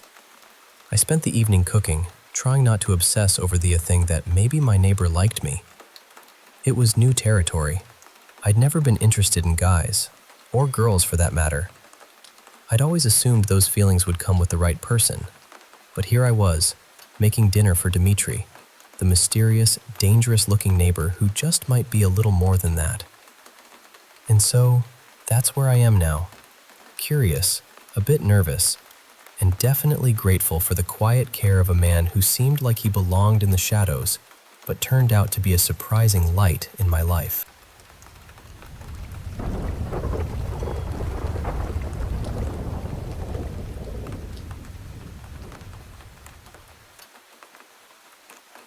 Hey, I want to tell you about some things that happened to me. Things that changed how I see the world. And maybe you'll listen closely, because some of it is pretty strange. It starts with my neighbor Dimitri. Well, that's not his real name, but close enough. And then there's this story from my childhood about a terrible night at a lake cabin. So, bear with me, and I'll take you through it all. Let's start with Dimitri. When I first met him, he was kind of a mystery, quiet, a bit cold, but there was something oddly comforting in his presence. I remember one evening, I brought over some dinner. I said to him, "They're just plastic. You can keep them if you want," shaking my head because, honestly, I had more plastic Tupperware than real dishes by then. He just nodded and said, "I washed them. Here is dog for you." Then he placed the containers carefully on the little table just inside his door and picked up a small wooden figure. I held out my hand to take it. It was a goofy-looking pug carved from wood, with wrinkles so detailed it made me smile. I thanked him again, realizing every time we met, I always had something to thank him for. Dmitri, however, in his cold way, shooed me away. "Go rest. I work." And then the door was shut in my face, but I didn't mind at all. Over the next few weeks, I made a habit of bringing dinner over to him. Sometimes he'd add a new wooden dog to my growing collection. Our conversations were brief. I never learned much about him except that he was painfully slow at painting. Every time he opened his door, I saw his floor still covered with plastic sheets. It was like a strange little world he lived in. My work schedule finally stabilized, which was a big relief. I wasn't just coming in when needed, I had a steady routine. That meant I could budget better, save money, and maybe move to a better neighborhood or closer to work someday. But for now, I wasn't ready to move. I just kept saving. Feeding 2 people wasn't too hard either. Buying in bulk was cheaper, so it all worked out. Life felt like it was finally turning around after years of struggling. I had a friend, even if he was a little strange and kept to himself. Then, out of nowhere, my job gave me a surprise day off. A pipe burst at the restaurant and they'd shut down for the weekend to fix it. I never got Fridays off, so I was a bit lost on what to do. Dmitri wasn't expecting me, no dinner that night, but I had enough rice to make curry for 2, so I decided to drop some off anyway. As I was putting the curry into containers, I heard Dmitri's voice outside. He was just getting home. I thought I heard another voice, maybe someone else with him. Then, a sudden, loud thud from his apartment made me jump. My heart pounded as I tried to listen, straining to understand what had made that sound. Then, faint but chilling, I thought I heard a scream. My hands shook as I grabbed the containers and rushed over, not even closing my door behind me. Outside his apartment, I slipped on something wet, and my stomach dropped. It looked like blood. My heart raced, panic flooding through me as I noticed his door wasn't fully closed. Dmitri seemed tough, but all these signs were wrong. Without thinking, I stepped inside, still clutching the hot containers. My feet slipped again on the plastic sheets covering the floors. Then I froze. What I saw made my mind refuse to process it for a moment. It was Dmitri. I recognized his frame, but his face, oh God, his face, was split open horizontally, like a grotesque mask ripped from ear to ear. Thousands of needle-like teeth shimmered along the slit of that monstrous mouth in the dim light. His eyes, twisted and warped, locked onto mine. The terrifying mouth snapped shut just seconds after our eyes met, his face returning to normal, except his mouth hung slightly open, as if lost for words. Another man was kneeling on the floor. Dmitri had him by the short hair, pulling his head back to expose his neck to a large, serrated hunting knife pressed against his throat. There was a third man lying face down, blood pooling fresh on the plastic-covered floor. The silence was suffocating. "You do not work tonight?" Dmitri's voice cut through, cold and steady. The man with the knife at his throat didn't answer, his eyes wide and pleading. I couldn't look at him for long. The smell of fresh blood was sickening, and the heat from the curry containers was starting to burn my hands, but I couldn't move. Seeing my silence, Dmitri nodded toward the containers. "What do you have?" he asked slowly. "Curry. Enough for 2?" I managed. I always brought enough for 2 meals, assuming he ate more than me, but my mind was screaming at me to run, to get out. I realized then that my kind neighbor was a killer. and was about to kill again if I hadn't come. I dreaded that I might be next. All the little hints I'd ignored crashed down on me. The sketchy doctor visits, the plastic sheets, the strange smells, the way he moved so often. I had been so lonely that I'd ignored all the red flags. I barely stifled a sound when Dmitri released the man and pushed him aside. He stepped toward me, tall and looming. The knife was still in his hand, but pointed down. I flinched as he raised a hand and gently ran his thumb over the stitches on my face. Did not scar badly. He bent down so our faces were close. I felt my muscles freeze as I stared into his steel gray eyes, eyes that belonged to a killer, weighing me, deciding my fate. My hands shook, nearly dropping the food. Dmitri placed his hand over mine, steadying the containers. I felt faint, convinced I was about to die. "Still friends?" he asked in a low voice with a hint of worry. Friends? He wanted to know if I'd still pretend everything was normal. I risked a glance at the man who'd been threatened. His face was pale, hands trembling. I nodded. I stayed silent. He took the curry, stood up, and said, "You, table. We eat dinner. Richie, best to go back home." I didn't need to be told twice. I turned and left without looking back, closing the door behind me. My socks were stained with blood. I took them off and threw them in the trash without a second thought. My phone sat on the counter, and I debated what to do. Should I call the police? I had witnessed a murder. My neighbor had killed someone and would likely do it again. But the image of that split-open face, those monstrous teeth, could anyone believe that? The logical part of me wanted to call, but the fear and disbelief held me back. I paced for hours, the curry I'd saved growing cold on the stove. Each time I tried to call, I stopped myself. Then, a knock on my door. My heart jumped. It could only be Dmitri or the man he nearly killed. I opened cautiously. To my shock, it was the man from that night, bruised but alive. "We wanted to thank you for the dinner. My friend will be leaving," he said quietly, nodding at me. "Still friends?" Dmitri asked again, standing just behind him. "Still friends," I said, nodding. That was enough. Dmitri grabbed the man's arm and dragged him down the hallway. Whether he was setting him free or planning something else, I never knew. I never called the police. A part of me felt guilty, but I doubted they'd believe my story or that it would make any difference. I saw Dmitri a few times after that, his face more strained, knowing I wasn't going to betray him. Instead of moving away or telling him to leave, I did something surprising. I brought dinner again.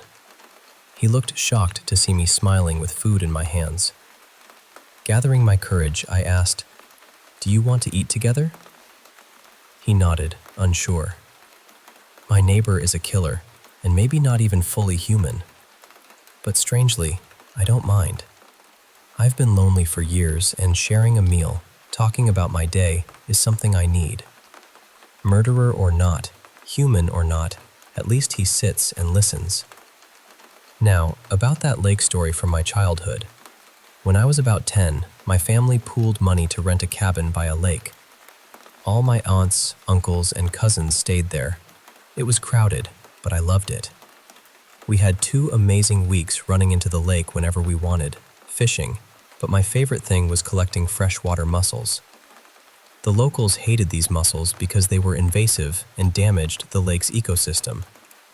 They encouraged us kids to scoop them up and toss them into a plastic kiddie pool with cracks no one had thrown away yet. Each morning, the pool would be nearly empty, as if someone had been taking them away. We were just kids, running wild, eating junk food, sleeping as soon as the sun went down.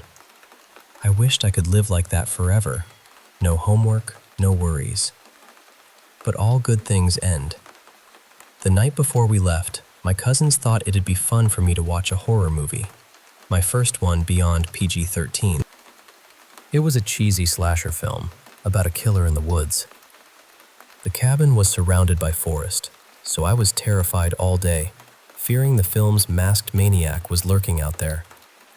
My mom was angry, but secretly glad. We'd heard about missing pets and a little girl who vanished across the lake earlier that week. She hoped we'd be too scared to wander at night. That night, sharing a room with my cousin who was fast asleep, I couldn't sleep. The fear and the thought of leaving the cabin kept me awake.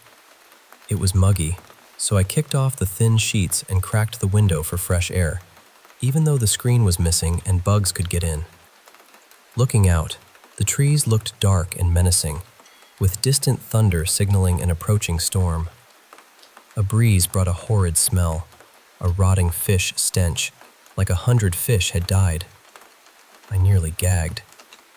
My cousin didn't wake, thankfully. Then I heard it, a soft crunching noise, like a dog chewing on a bone. My skin prickled. I leaned out the window and saw a dark figure hunched over our kiddie pool, grabbing mussels and shoving them into its mouth. It was wet, roughly human-shaped, but impossible to see clearly.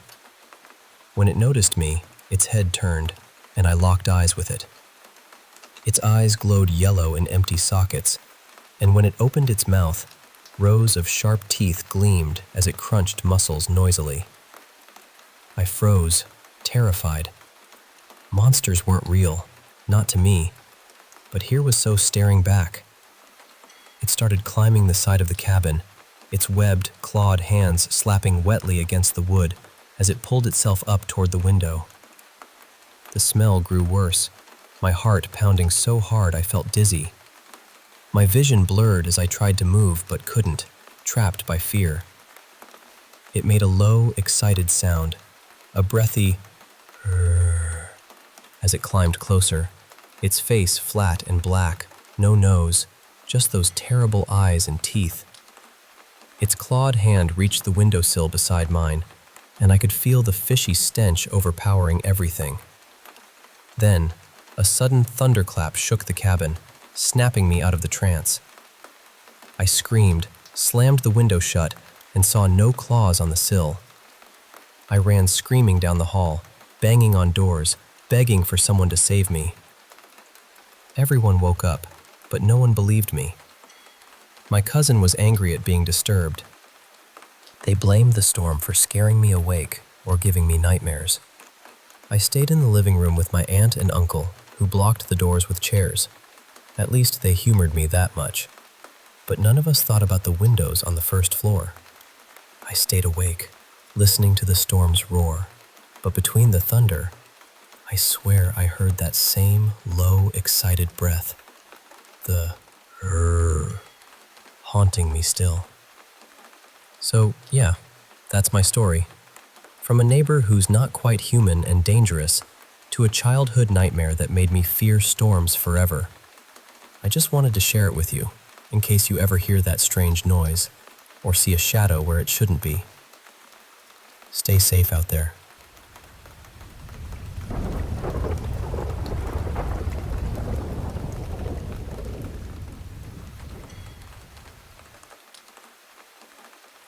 Hey, I want to share with you a couple of experiences that have stuck with me over the years. They're a bit spooky, I won't lie, but I promise to tell them just like they happened, with all the little details that made my heart race and my mind wonder. So grab a comfy seat, because these stories are a journey into the strange and unexplained. Let's start with the first one, my own paranormal experience. When I was about 16, I lived in this quiet neighborhood that felt pretty safe. We had 5 houses close together, 3 in a row and 2 across from them. Behind those 2 houses was this abandoned lot. It had 2 small, burned-down buildings that looked like they'd been there forever, even before we moved in. No one lived there, and it was surrounded by this old wooden fence with gaps near the bottom. Funny thing is, none of the neighborhood dogs liked to cross over to the other side. And if they did, especially at night, you could hear them barking as if they were calling for help. When they came back, they were never quite the same, like something had changed them. Now, when I was around 10, My mom's friend lived in one of those houses across the street. She had kids about the same age as my siblings and me, and we all got along really well.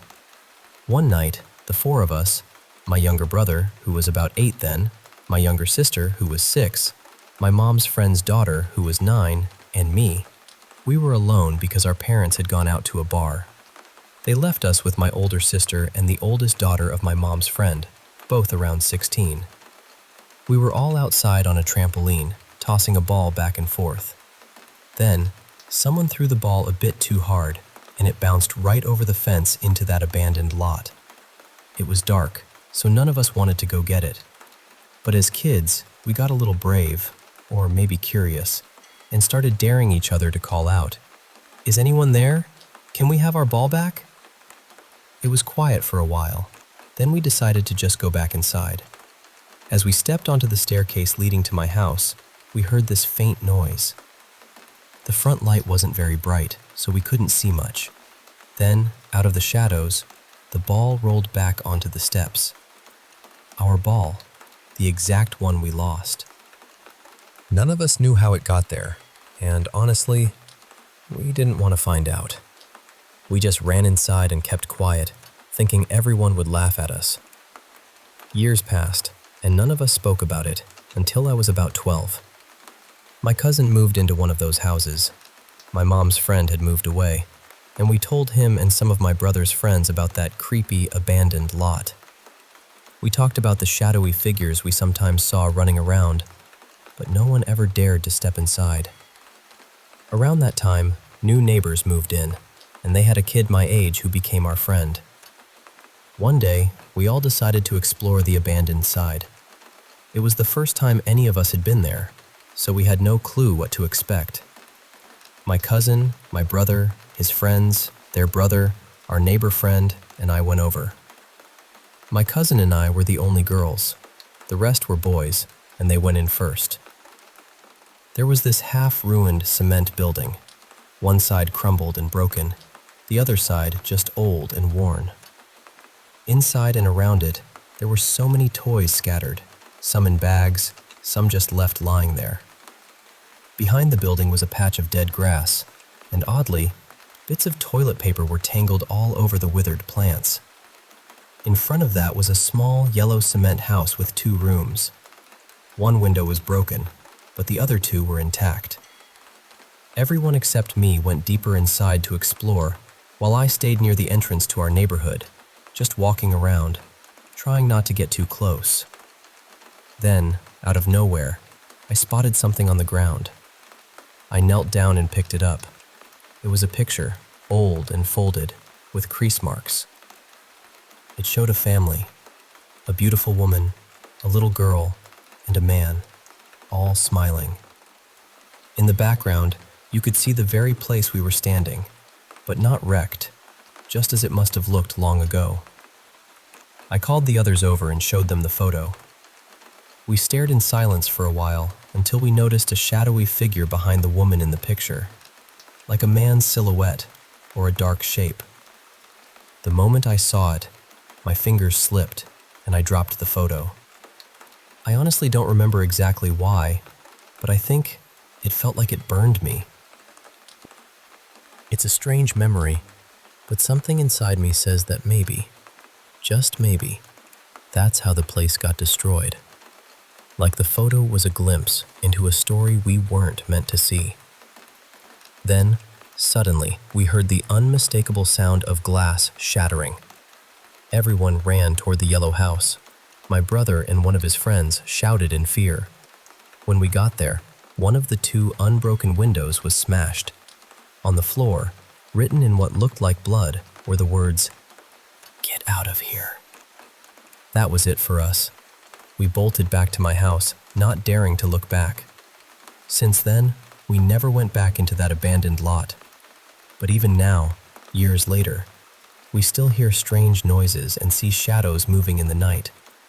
One night, my older brother and I were outside waiting for his girlfriend. The house was empty except for us, because everyone else was at my aunt's. Suddenly, we heard a scream that sounded just like my younger brother's voice. But he was in Mexico at the time. Ever since we went into that place, everything felt different. It's been 4 years now, and I still think about that picture and the shadow behind the woman. I know it sounds unbelievable, and sometimes when we talk about it, even we question if it was real. But I swear, we were there. Now, on to the second story. This one is about a figure we call the Hat Man. It's been happening in my family's house from around 2005 to 2015, with some strange sightings even later during the pandemic. The house has this layout where, if you sleep in room A, you can see the stairs and the door to room C. One evening, my mom saw a man-shaped figure standing there, just looking at her before slowly walking downstairs. At first, she thought it might be a boy. Maybe my sister or I sneaked out, so she checked our rooms. I was in room B and my sister was in room C, both asleep. No one was there. Then there was this one time when I was home alone during the day. Our dog suddenly started barking furiously at room C. I went to check but saw nothing. It was eerie because it was broad daylight. Over the years, my brother moved into room C with his wife and baby after my sister moved out. One day, while chatting downstairs, they heard a baby monitor click on. The sound of one of those toys that lights up and moves. They rushed upstairs to find the baby still sleeping soundly, and the toy wasn't even near the crib. Our family has been in that house with different partners and kids moving in and out, but the odd presence remained. The house is pretty open. The first floor has very few walls, so from the TV room, you can see the start of the stairs and part of the kitchen. One day, I was in the TV room watching TV when I saw someone come down the stairs and walk into the kitchen. I waited to see the kitchen lights turn on or someone appear, but no one was there. That was the first time I saw the figure myself. Around that time, my boyfriend was helping me cook while I was picking a show to watch. He suddenly said, "I saw you." I was confused because I wasn't in the kitchen. When I asked him what he meant, he explained he saw someone walking right behind him on the exact path I saw the figure take, down the stairs and into the kitchen. Later, a cousin of my sister-in-law came to visit and absolutely refused to sleep in the house. She said she felt something there, something unsettling. Then, during the height of the COVID-19 pandemic in 2020-2021, when my dad was very sick and on oxygen, only my parents, my daughter, and I were living there. My mom and dad slept in the TV room, and one night, both of them saw the same shadowy figure walking the same path I had seen years before. This presence, whether you call it a ghost, spirit, or something else, has never hurt us. It doesn't follow any pattern, but it always appears the same way, a shadowy figure, like the legendary Hat Man. So, those are my stories. Strange things that make you question what's real and what's not. But I know what I've seen, and sometimes, the quiet moments in the dark feel charged with something just beyond our understanding.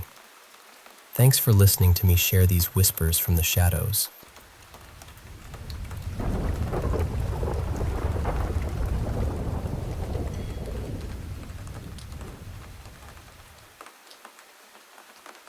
When I was very young, maybe 5 or 6 years old, I used to have these incredibly vivid dreams about a place somewhere beyond Earth. It was beautiful. Everything seemed to glow with a soft white light, and there were buildings that reminded me of ancient temples, surrounded by wide green fields. The whole place felt like one enormous island, floating silently in space, somewhere impossibly far from our galaxy. In those dreams, I wasn't a child. I remembered being much older, someone knowledgeable but also a little untamed. I had many friends there, some human and some who were not. I even had a family. Yet, for a reason I could never understand, I had been sent here to live as a human being. I was especially drawn to the night sky. Whenever the moon was full, I would stare at it and tell my mother that she was speaking to me. I always called the moon she, and I would say how beautiful she was. I don't remember what I believed the moon was telling me. My parents became worried, though, and asked a few Hindu priests to perform prayers for me. Around that same time, I often felt that someone was watching me whenever I was alone. Sometimes I would cry during the night, or panic if my parents left me by myself. Those feelings gradually disappeared as I grew older, but a part of me still wonders whether I was somehow more sensitive to things I couldn't understand back then. Years later, shortly before my paternal grandfather died, several strange things happened in our home. My grandmother had already passed away, and my grandfather began telling my parents that she was visiting him while he slept. According to him, she kept disturbing his rest and asking him to come home. None of us knew what she meant by home. One afternoon, my grandfather was resting in a chair when my mother heard footsteps outside. Along with them came the delicate jingling of ankle bangles, the kind traditionally worn by many women in India. My mother went to the entrance, expecting to find someone there, but the gate was empty. A few days later, I came home from school and lay down on my bed. While I was resting, I heard those same footsteps. They seemed to be moving slowly toward my room, accompanied by the soft ringing of bangles. I became frightened and called for my mother. When she entered the room, she heard them too. The footsteps suddenly became faster, almost as though someone were running through the house, and then they stopped completely. About a week later, my grandfather suffered a heart attack. He fell into a coma and was taken to the hospital. He died several days afterward. The night before his death, many relatives and neighbors were staying at our house. Nearly everyone heard footsteps and the sound of bangles moving across the rooftop. Some people said it sounded as though a woman were dancing above us. After my grandfather died, the sounds never returned. Another incident happened when I was a teenager. One evening, I was walking home from an English tutoring class. My route took me through a narrow alley filled with unfinished buildings. There were no proper lights, and most of the structures were dark and empty. As I passed one of them, I heard a woman crying. Something about the sound made me stop. It wasn't ordinary crying. It seemed distant at first, but painfully clear, and it was coming from the unfinished building on my left. Without really deciding to, I began walking toward it. Then 4 dogs that had been sleeping nearby suddenly stood up. All of them began growling and barking directly at me. Their eyes reflected the darkness in a strange way, and I had never seen dogs react with such intensity. There were a few cats nearby too. They arched their backs and hissed toward the building. Meanwhile, the woman's crying became louder. That broke whatever strange pull I had felt. I turned around and ran. I could still hear the crying behind me, mixed with the barking dogs, until I finally reached the main road. Later, a friend told me that a young woman had reportedly been killed near that building several years earlier. I never found out whether that story was true, but I avoided that alley after dark from then on. The most difficult period came after my father died. He passed away in his mid-50s following a severe case of pneumonia. Before his death, the doctors noticed symptoms they couldn't fully explain. His condition deteriorated rapidly, almost as though his body were collapsing from the inside. They believed it was simply the infection becoming worse, but our family was left with many unanswered questions. Not long afterward, a Muslim man who claimed to work with jinn visited my maternal grandparents. My grandfather had known him for many years and trusted him because he had helped the family before. This time, the man said he had come because my mother and I were in danger. He believed that several people had used black magic against my father, and that its effects had remained in our house after his death. He claimed that whatever was left behind had begun affecting my mother and me. At the time, I was experiencing sudden problems with my heart that doctors couldn't diagnose. My mother was suffering from constant headaches, even though every medical examination appeared normal. The man said he would perform a ritual and summon jinn to remove whatever was harming us. My mother and I were each given a glass filled with water. We were told to turn the glasses upside down while holding our palms tightly over the openings so that the water wouldn't spill. Then the man began chanting. As he continued, I heard heavy stomping sounds nearby. It sounded as though something enormous were walking through the room, although I couldn't see anything. Suddenly, I felt something enter my back and pass through my chest. The sensation lasted only a moment before disappearing. The man told us to turn the glasses upright. When I looked inside mine, there was a thick layer of black ash floating in the water. I still have no explanation for how it appeared. Afterward, though, the strange sensations in my chest began to fade, and I started feeling like myself again.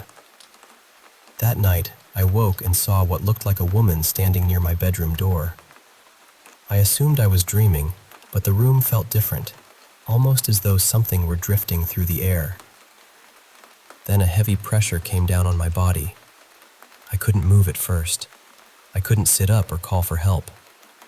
Somehow, I managed to raise one hand and grab what felt like a neck. But it wasn't solid. It wasn't liquid or smoke either. It felt like something that existed somewhere between those things. I realized I was lying on my side. Slowly, the pressure lifted, and whatever I had grabbed disappeared. I screamed, and the sound woke everyone in the house. My mother and grandparents rushed into my room, but by then, there was nothing there. About a year after my father's death, something similar happened to my mother. This time, I was nearby. I saw a faint, transparent shape close to her. I couldn't understand what I was looking at, but I reacted instinctively and punched toward it. It felt as though my fist were moving through extremely thick, heavy air. A moment later, the presence seemed to vanish. I closed the windows in my mother's room and stayed with her until she felt safe again. Even today, I don't claim to understand what any of these experiences were. Some may have natural explanations. Others may have been shaped by fear, grief, dreams, or things happening inside the mind. But I know what I remember. And sometimes, when I look up at a bright full moon, I still think about that glowing place from my childhood dreams and wonder whether some part of me once called it home.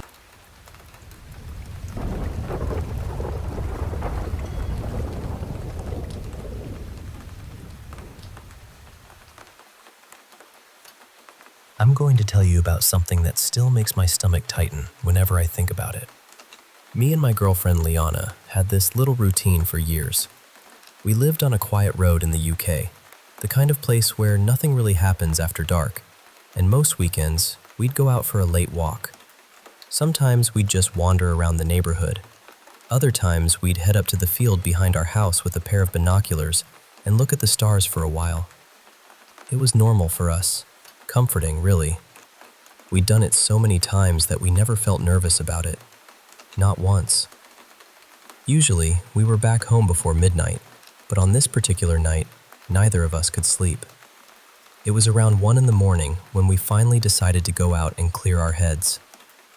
The street was strangely empty. I know streets are quiet at that hour, but this felt different. There were barely any lights on in the houses. No cars passed. No dogs barked, no distant voices. It was just this thick, heavy silence sitting over everything. We tried to ignore it and kept walking toward the field behind our house. To get there, you have to go through this narrow path between tall hedges. There are no windows looking over it, no streetlights properly reaching it, just this dark little passage that opens out toward the hill. We were talking quietly, laughing a bit, trying to shake off that sleepless feeling. And then we both stopped. Just like that. About 20 steps ahead of us, there was a man standing in the path. He was facing the hedge. The thing is, neither of us saw him walk there. The path had been empty, I'm certain of that. One moment there was nothing in front of us, and the next, he was just there, standing completely still, like he'd been placed there. And he was tall. Not just slightly taller than average, unnaturally tall. tall enough that on such a narrow path, there's no possible way we would have missed him. He was dressed in what looked like black leather from head to toe. At first, he didn't move at all. He just stood there, turned toward the hedge. I couldn't see his face properly, even though we were close enough that I should have been able to. There were no clear features, no eyes catching the light, no nose shape, no expression. It looked almost smooth, like skin stretched over the place where a face should have been. Then he started moving. And this is the part I hate trying to explain, because there's no way to describe it without sounding ridiculous. His body looked like it was walking in one direction, but he was moving in another. It was like he was facing sideways and making the motions of walking forward, stiff arms, legs stepping normally. But instead of going where his body was pointed, he was drifting diagonally toward us. The movement didn't match the direction. It reminded me of a broken character in a video game, when the animation glitches and the body slides across the ground in a way it shouldn't. His steps were jerky for a second, then weirdly smooth, then wrong again. Like something had learned how walking looked, but not how it actually worked. And he was getting closer. That was the worst part. He was moving toward us in this impossible sliding way, and there was no sound at all. No footsteps. No breathing. No rustle of clothing. Nothing. I grabbed Liana's hand and started backing us away. Neither of us spoke at first. I remember whispering, "Don't look at him," even though I was still staring right at him. Then we turned around and walked home as fast as we could without fully running. After a few seconds, I looked back. He was gone. Not walking away, not standing in the path. Gone. The whole way home, I kept checking behind us, expecting to see him at the end of the street or right behind us somehow. But every time I turned around, there was nothing. Just empty road, dark houses, and that awful quiet. Then, while we were still walking back, we both noticed something in the sky. 3 bright dots. They were moving together in a perfect triangle formation, way faster than any plane I've ever seen. Completely silent, too. They crossed the sky and disappeared out of sight in seconds. Maybe it had nothing to do with the man. Maybe. But after what we'd just seen, it felt connected in the worst possible way. When we got home, we locked the door and immediately started describing what we had seen. We both remembered it the same way. The height, the black clothing, the blank face, the impossible way he moved. We weren't drunk. We weren't on anything. We were wide awake by then, believe me. For a little while, we tried to calm down. Then our Ring doorbell notification went off. "There is someone at your front door." Our bedroom window was open, which suddenly felt like the stupidest mistake in the world. We froze and listened. At first, we heard low grunting outside, like someone was hurt or struggling to breathe. Then there were slow, scraping footsteps near the house, dragging almost. Then, suddenly, another set of footsteps started, faster ones, like someone else was moving quickly outside.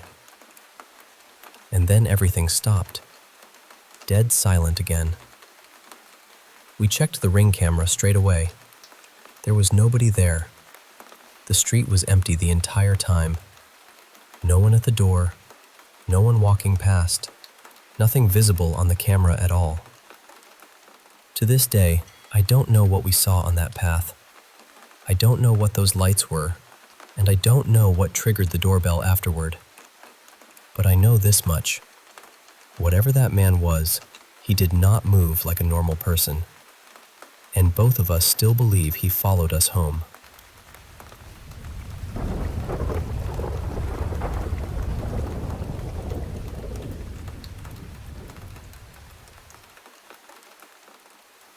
Hey there, I want to share a story that's really close to my heart.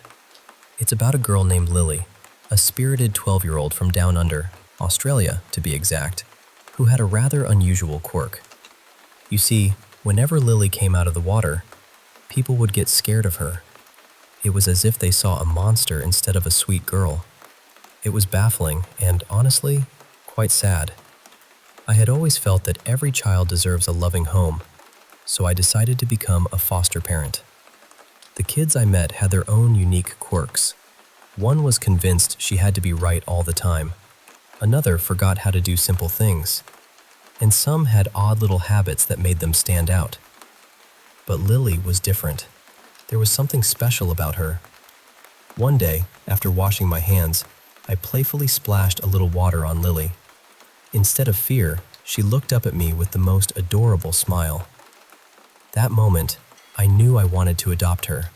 No questions asked. I told her she was beautiful just as she was, especially when she came out of the water. Over time, things changed. People stopped screaming when Lily emerged from a swim. They treated her with kindness and respect. It turned out that Lily's fear of being seen as different made her insecure, and that insecurity was what caused the fear in others. But love and acceptance worked wonders. Now, Lily is 19. She's still with me, and she's hesitant about dating because she worries others won't understand her. It's understandable, really. She has her ups and downs, times when she's bubbly and confident, and others when she retreats into her insecurities. One thing I've noticed is her love for open water, ponds, canals, where she can stay submerged for hours. It's her happy place. But sometimes, that happiness worries me because it feels intense, almost overwhelming. A few months ago, I saw her with a young man, her boyfriend. She was so happy, but what happened next was a bit unsettling.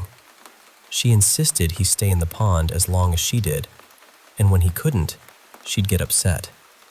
It was hard to watch, but I didn't want to spoil her joy. Then one evening, she pulled him back into the water when he tried to leave. Unfortunately, he didn't make it out alive. Lily was devastated, blaming him for not staying as she wished. After that, she fell back into her darker, insecure phase. Late one night, I went to the pond to check on them. What I found chilled me. There were others, many others, at the bottom of the water. Past boyfriends who had been caught in this strange cycle. It was heartbreaking. Despite all this, when Lily's in her good moments, she's caring and loving, especially towards me. She cooks breakfast, checks in on me like a devoted daughter. She's got another boyfriend now, and while I worry, I also appreciate the bond we share. Lily's story is one of love, acceptance, and the struggles that come with being different. It's taught me that sometimes understanding and patience can change everything. And I'll always be here for her, through every splash and every smile.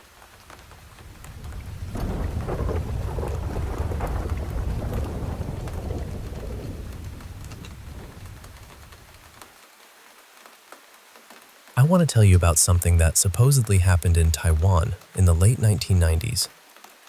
It started as a simple family hike. A family had gone out to Dakang Scenic Area in Taichung, just wanting to spend the day together in the mountains. Nothing dramatic, nothing unusual. Just relatives walking along the trail, talking, taking in the trees, the rocks, the quiet air, the kind of outing people remember more for the feeling than the details. One of them, a man named Liang, had brought along an old camcorder. And if you have ever seen home videos from that time, you know exactly what I mean. The picture was soft and grainy. The colors looked a little faded. Every step made the camera shake. It had that familiar, ordinary look of a family memory caught on tape. At the time, nobody noticed anything strange. They walked near the well-known wind-moving stone, filming each other as they moved along the mountain path. Everyone seemed relaxed. The day felt normal. But later, when the family watched the recording again, something in the footage made them go quiet. Behind the group, near the very back, there was a small figure dressed in red. She looked like a little girl, and she seemed to be following them.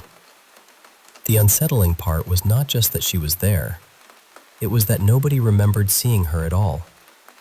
She was not with the family. She had not spoken to anyone. Nobody remembered passing her on the trail. Nobody remembered a child walking behind them. She did not smile at the camera or try to get anyone's attention. She just stayed there, silent, close enough to appear clearly in the video. And then there was her face. Because the footage was old and blurry, it was hard to make out every detail. But people who later watched the tape said her face did not seem quite right. Some thought she looked too old to be a child. Some said her features looked warped. Others felt there was something deeply unnatural about her expression. The video eventually made its way to a Taiwanese paranormal television show called Shenchu Guimo. When it aired, people across Taiwan became frightened by it. You have to remember, this was not the age of endless creepy videos online. Back then, stories traveled through television, newspapers, neighbors, relatives, and whispered retellings. So when people saw what looked like a real family tape, with that red-clad child walking behind them, it landed differently. It felt closer, more possible. Then came the rumors. People began saying that someone connected to the hiking group died after the trip. Whether every part of that claim was true or not, it made the story grow darker. Soon, people started connecting the girl in red to old Taiwanese beliefs about the mountains. The idea was that something had followed them, or that someone had been marked, or that the little girl was not really a little girl at all. Over time, many began linking her to the legend of the Mo Sin Ah. Now, Mo Sin Ah are not exactly ghosts in the way many people think of ghosts.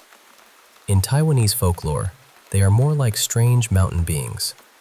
They are said to live in forests, bamboo groves, valleys, and misty trails, places where the path can feel familiar one moment and completely wrong the next. Some stories describe them as small and childlike. Others say they seem monkey-like. Sometimes they are said to wear red. Sometimes they have red eyes or red hats. But what makes them frightening is not that they attack people outright. It is that they confuse them. The stories say a person led away by Mo Sin Ah may suddenly become lost in a place they should know. They may vanish for hours or even days. And when they are found, they often seem exhausted, dazed, and unable to explain what happened. Some say they were given food, but later, people wonder if what they were really eating was mud, grass, insects, or something else from the forest floor. And Taiwan has many stories that follow that same eerie shape. In one case, an elderly woman went into the mountains near Shiji with her family to visit a grave. She walked ahead only briefly, but when the others went looking for her, she was gone. Her family searched desperately, even using old folk methods like beating gongs and calling her name, hoping the sound would guide her back. Days later, she was found dead. In another story from Hualien, an elderly woman disappeared and was later found after heading toward a rural mountain road.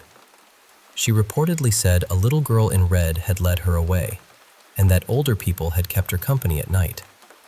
And in Kaohsiung, another elderly woman vanished after going out near the fields. When she was finally found, weak but alive, near a mountain cemetery, she said someone had taken her somewhere to rest and had even prepared food for her. Now, none of this proves that Mosina are real, but the pattern is what makes people uneasy. Someone leaves a familiar place. They disappear suddenly, and when they return, they cannot clearly explain where they were. That is why the girl in red stayed in people's minds for so long. Maybe she really was just another child on the trail, made strange by bad video quality and an old camera. Maybe the television show shaped the story to make it scarier. Maybe people saw what they were already afraid of seeing. Or maybe, as some still believe, the family recorded something that belonged to the mountain. The truth is, no one has ever given a clear answer, and that is the part that lingers. Because if she was only another hiker, why did nobody remember her? And if you are ever walking through the mountains and you hear soft footsteps behind you, or a small voice calling from the trees, maybe do not turn around too fast.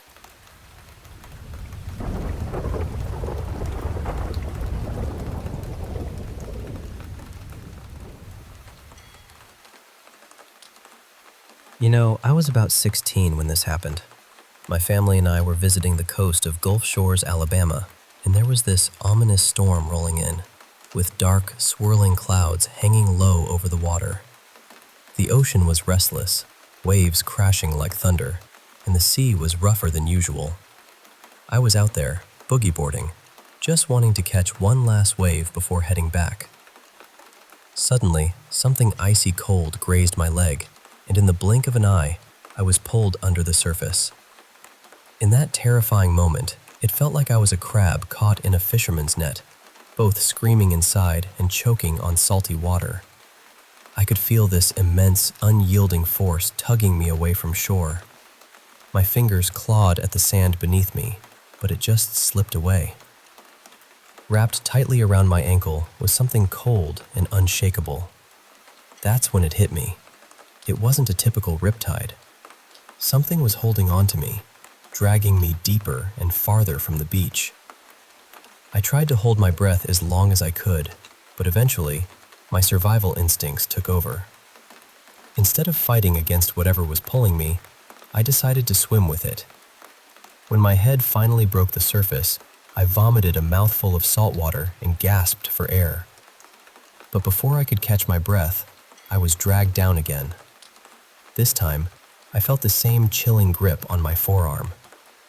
I imagined it might be some sea creature, maybe a giant squid, but what I saw next was far more haunting.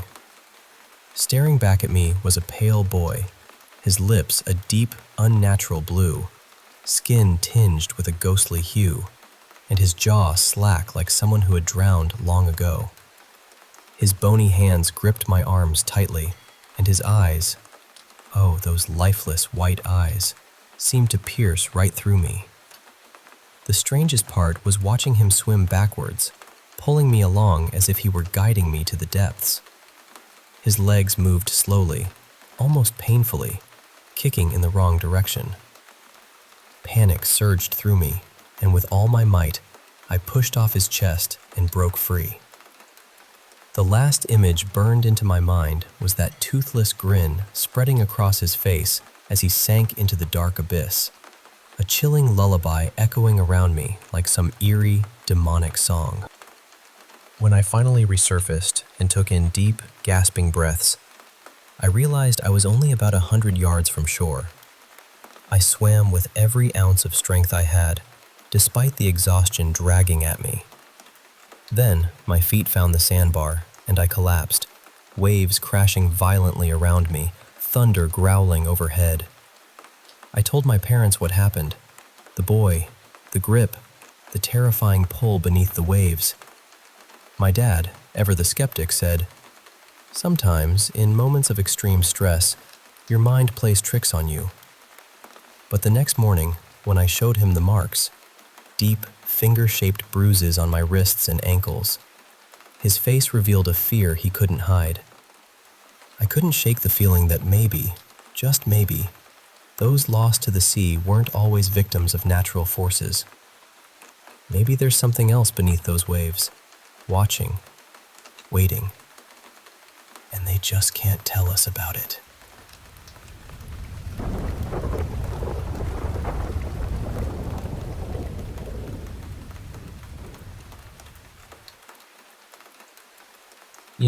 Back when I was stationed in Afghanistan, I had one of those moments that sticks with you forever, the kind you never want to relive.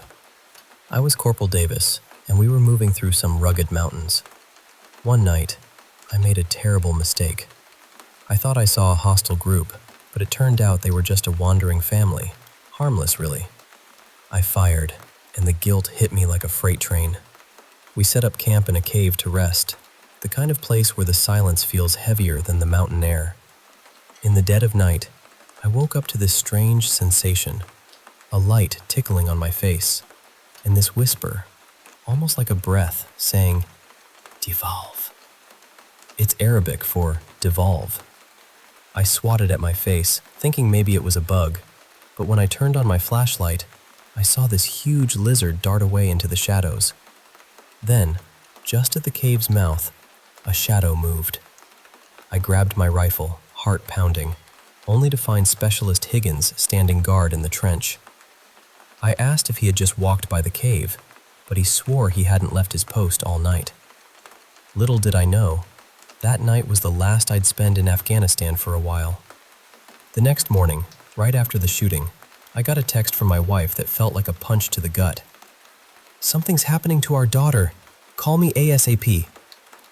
I scrambled to get home, but the flight was slow and I was desperate. When I finally arrived, I was met with a nightmare.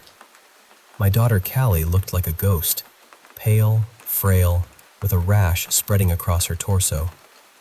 I begged for the plane to move faster, but no luck. I was helpless. When I walked into the house, my heart sank even further. Callie was nowhere to be found, and my wife was sobbing in my arms. I asked what happened, if she'd been to the doctor, but my wife couldn't speak. She just pointed toward the dining room.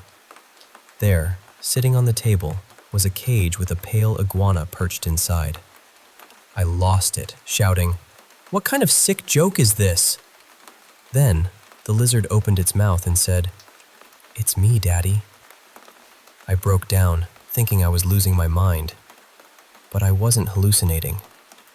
The next day, we had to put that iguana into a sanitized jar, and the day after, ashes scattered in an ashtray.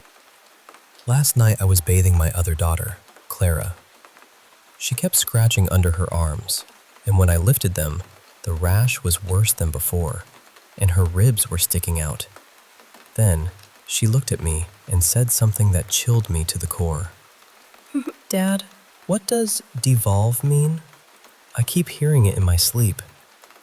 It's like the nightmare is far from over, and I'm just waiting for the next chapter to unfold.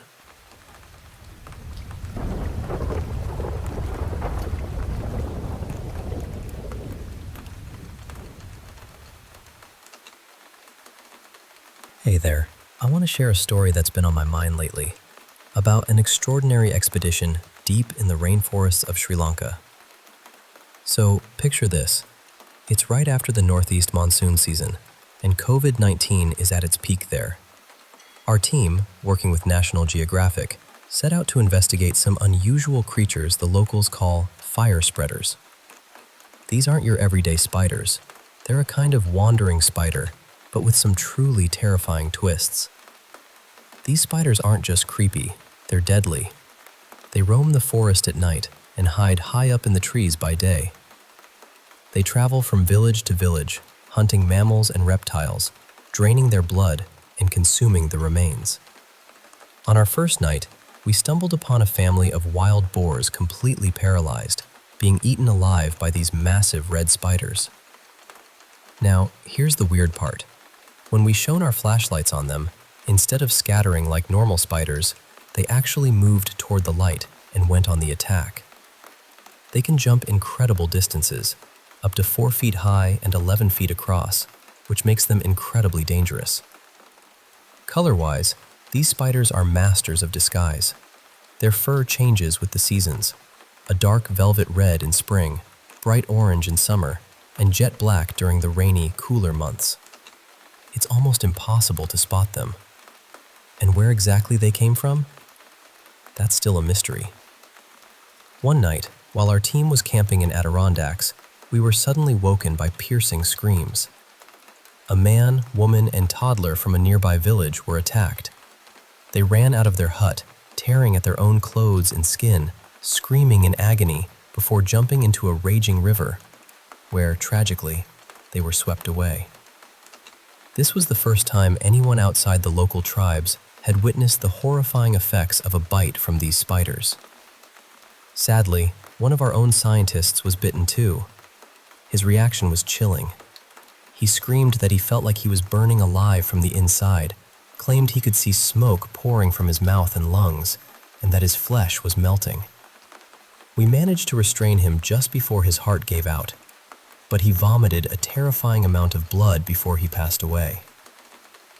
We brought back a few of these aggressive spiders to the States for study and set up hidden cameras and audio devices across hundreds of miles in the jungle to monitor them. Night after night, the forest echoed with chilling shrieks from both humans and other creatures. These spiders are not just carnivores, they're cannibals too. When confined together, they attack and kill each other. None survive. Scientists describe their behavior as pure fury, something never seen before in arachnids. Here's the twist. A few months ago, in a quarantined village suffering from COVID, 9 people were bitten by these spiders, 3 men and 6 women. Remarkably, their COVID symptoms vanished within hours. But the catch? They became violently psychotic, crawling on all fours, attacking hospital staff and other patients, biting and tearing flesh. The virus and venom seemed to mutate together, creating something terrifyingly infectious and aggressive. The hospital was quickly overrun. Sri Lankan forces had to intervene, tragically executing many infected individuals, but some disappeared into deep caves and haven't been found since. Recently, the CDC conducted a case study on a 72-year-old woman who was given a controlled dose of the pathogen and venom. Her reaction was extraordinary and terrifying. Though legally blind, she suddenly gained eagle-like vision and claimed she could smell roses from over 1,000 feet away, despite multiple walls and thick concrete between her and an actual rose garden. Her heart rate skyrocketed, and despite extreme sedation, she violently attacked staff, causing severe injuries. Now she's in an induced coma, and doctors are struggling to find a way to reverse the effects of this venom-pathogen combination. It's unclear if she will ever recover. Confidential reports suggest that this new mutation, called SRI-91, has already overrun an entire community in Sri Lanka. Evacuation plans are reportedly underway, but the full scope of this crisis remains unknown. It's a chilling reminder of how nature can surprise us, and how much we still have to learn about the world's hidden dangers. Thanks for listening. I hope you found this story as haunting and fascinating as I did.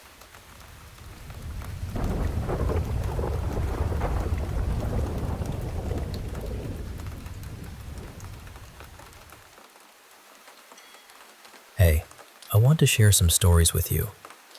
Real experiences that really shook me, but also taught me a lot about staying alert and strong. So, picture this. It's Christmas Eve, 2020. I'm out driving for a rideshare app, just a few hours before heading to my mom's with my wife and our new baby. Nothing fancy planned, just the usual. I get a ride request from a pretty run-down apartment complex. Nothing unusual for me. When I arrive, I meet my passenger, a guy carrying several boxes of his stuff. My car's an older Chevy Impala, so space is tight, but we manage. During the ride, he breaks down, telling me his girlfriend was cheating on him and he caught them earlier that night.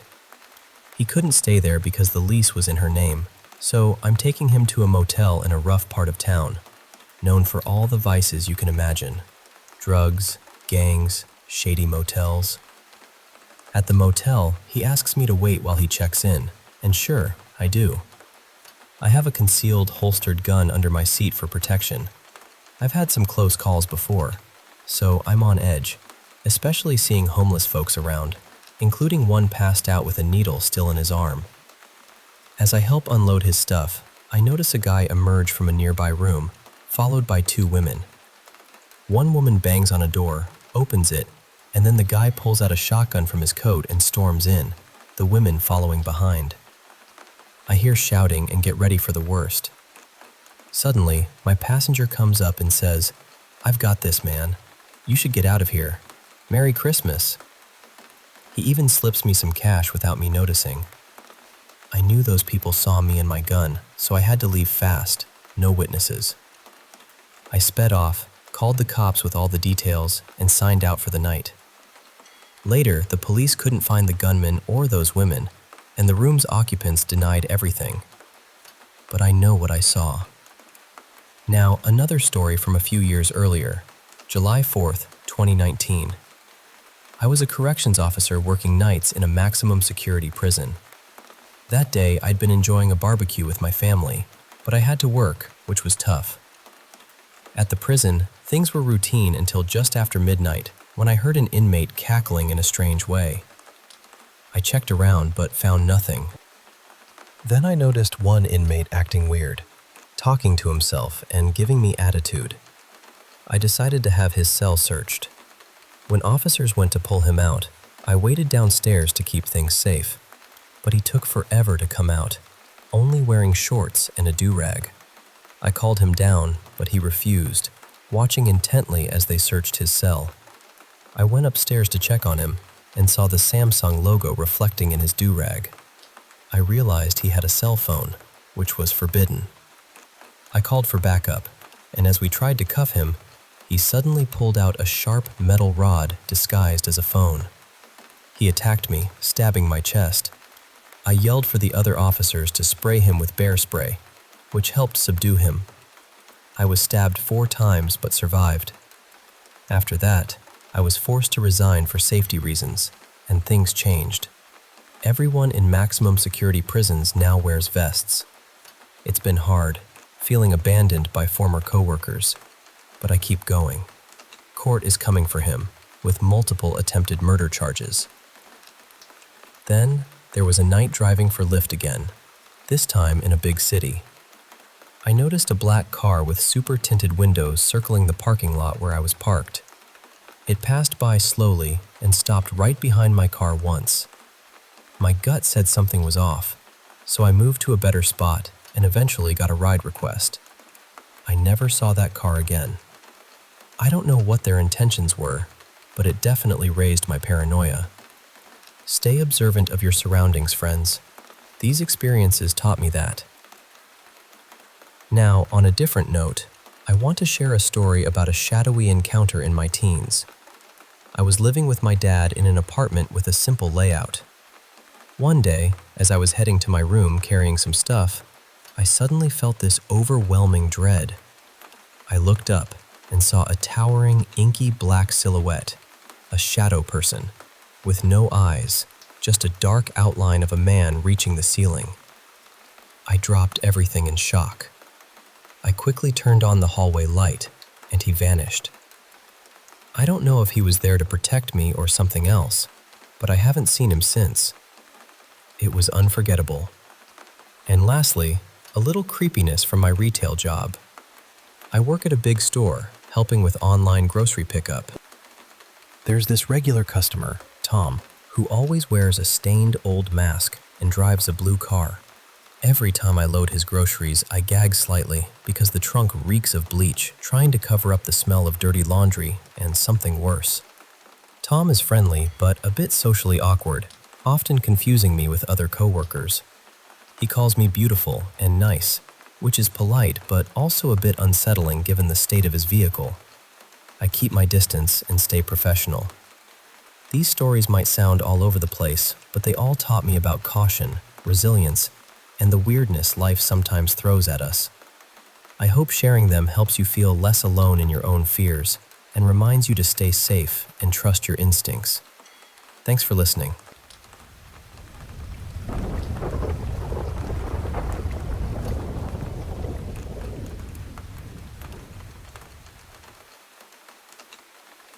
Hey, I want to share a story from when I was in Northern Ireland, back in 2017.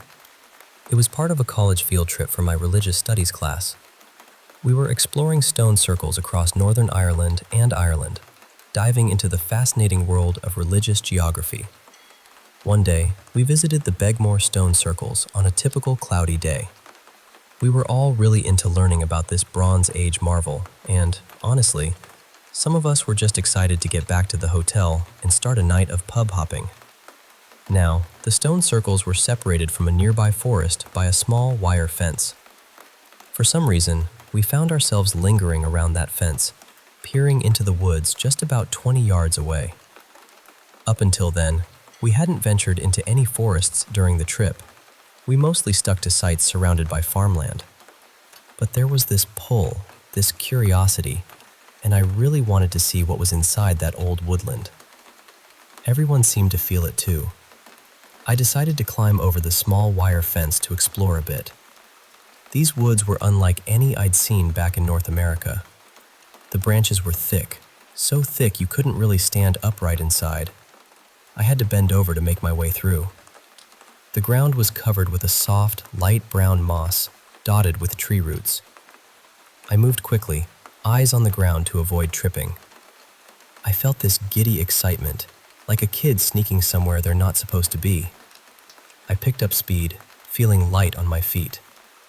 Then, I looked up to make sure I wouldn't run into a tree trunk, and that's when I saw it. Legs. Human legs, just standing there among the trees. I could only see the legs, the thick branches hid everything else. It was so strange. How could someone be standing in such dense woods like that? I felt this instinctual fear, almost animal-like, even though it didn't make much sense. I told myself they couldn't see me since I couldn't see their face, but somehow it felt like they knew I was there. Why would anyone be out here alone? We were the only group at the stone circles, and there were no houses nearby. I looked back and realized I'd gone much deeper into the woods than I thought. The light from the entrance was barely visible. It was so quiet. They must have heard me coming.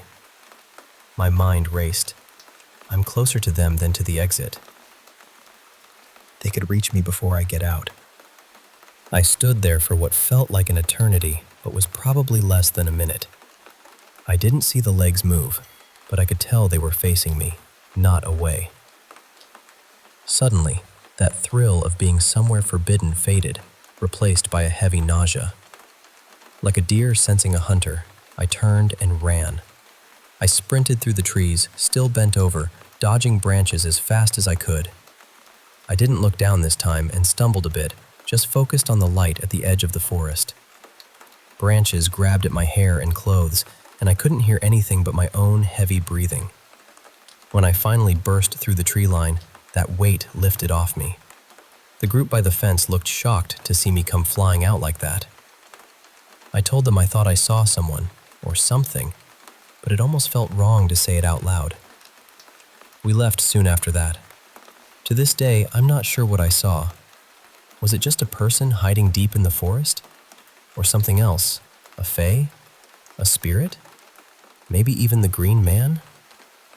All I know is that it felt otherworldly. Anyway, thought I'd share this little mystery with you. Happy St. Patrick's Day, everyone!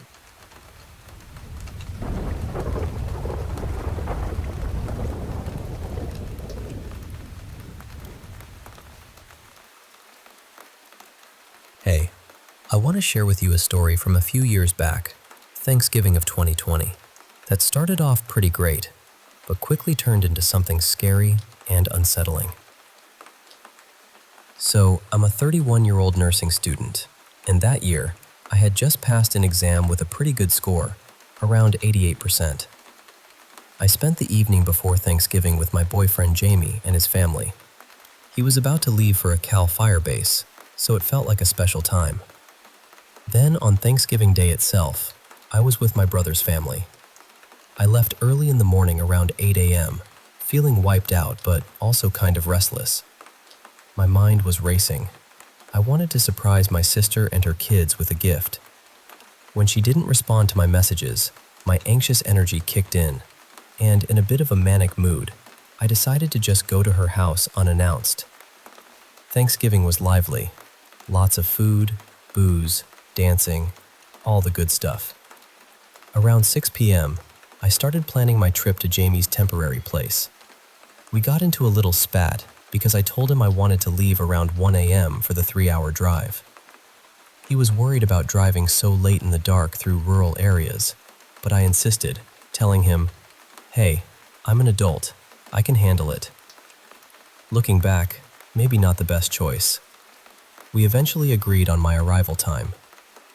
The evening at my sister's went on with family photos, more food and drinks, and by 11 p.m., I was ready for a nap. But then, My restless mind kicked in again, and I ended up taking a shower instead. I needed help with the shower controls and fixing my hair, so I finally laid down around midnight. I planned to sleep until 1 a.m., but I overslept until 3:30 a.m. when my sister woke me up, asking why I hadn't left yet. Panicked, I rushed out the door, forgetting my phone. Had to go back for it, then set off again. Here's where things got weird. I accidentally took the wrong route because I confused two towns with similar names. Once I realized, I corrected my GPS and kept driving. The first hour was frustrating. I thought I lost my vape pens, but turns out my sister meant regular pens, and I found my vapes in my purse days later. Classic me.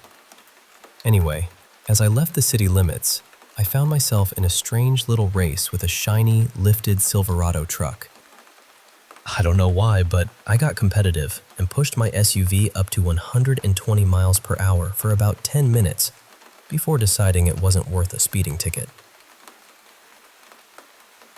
After he took an exit, it was just me and another Ford on this dark, rural road.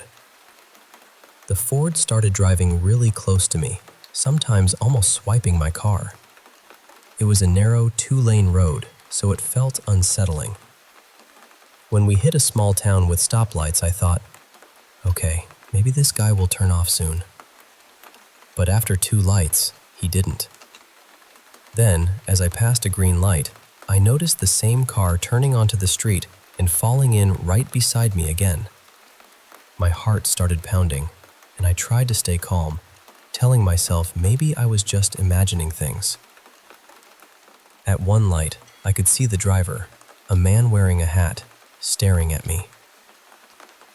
The light turned green, but I stayed put, hoping he would go. He didn't. I slowly drove through the intersection while he kept pace with me. Then a truck behind me honked, and I took that as a sign to speed up. The Ford followed, trying to cut me off, weaving dangerously close, even oncoming traffic lanes. I was terrified, but managed to speed up to 90 miles per hour, then 120 miles per hour, trying to lose him. He was erratic, dangerously cutting off a big rigged truck behind me. After about 10 minutes, I finally slowed down in a town and stopped at a busy store to catch my breath. Inside, everyone gave me these odd, pitying looks. I was shaking, tears streaked my makeup, and I struggled to pay for coffee and cigarettes because my hands were trembling. I just wanted to calm down. When I got back to Jame's place, he immediately saw something was wrong. After I told him everything, he hugged me and made sure I stayed put until he was off work. It was a tough few days. I couldn't focus on studying, still shaky and haunted by the drive. Looking back, I wish I had listened to Jame. No matter how grown up you feel, driving alone at night in remote areas can be dangerous. There are people out there you just don't want to cross paths with. So yeah, that's my Thanksgiving story. A reminder that sometimes it's okay to listen when someone says, maybe don't drive tonight.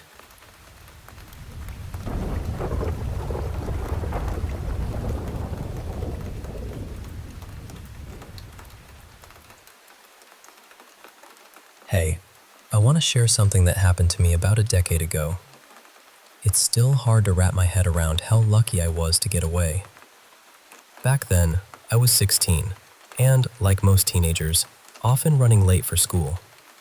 One morning, as I was walking to the bus stop in my neighborhood, I noticed this dark green car with tinted windows slowly following me. Now, this was a quiet residential area, and cars often drove slowly, so at first, I didn't think much of it. It was around 9 a.m., a weekday, so I just figured everything was normal and kept hurrying toward the bus stop. When I got there, it had started raining, so I stepped into the small glass bus shelter to wait for the bus. Suddenly, that creepy green car pulled up right in front of the shelter. The driver got out and came over to me. The shelter was tiny, only enough room for 2 people, and he stood blocking the entrance, grabbing each side of the shelter so I couldn't get out. He was huge, really intimidating, and his eyes were cold, like there was no life in them. It sent a chill right through me. He asked if I knew the area well, and I said yes. Then he asked if I was headed to school, and again I said yes. Then he offered to drive me to school so I could show him the way. Something deep inside me screamed, "No, don't get in that car." So I politely declined and asked if he needed help with directions instead. That's when he suddenly lunged at me, grabbing my arm and pulling me toward his car.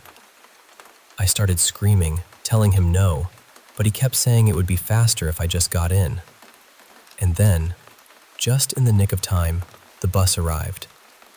My instincts took over. I scratched his face, kicked, bit, and twisted until he finally let go. I jumped on the bus like my life depended on it, which, honestly, it did. The bus driver asked if I was okay, but I just nodded silently, finding a seat at the back and crying quietly as the bus took me to school. I didn't say a word about what happened all day. When I got home, I told my parents everything. They were, understandably, horrified, especially when they saw the bruise on my arm from where he grabbed me. We called the police, and an officer came that evening to take my statement.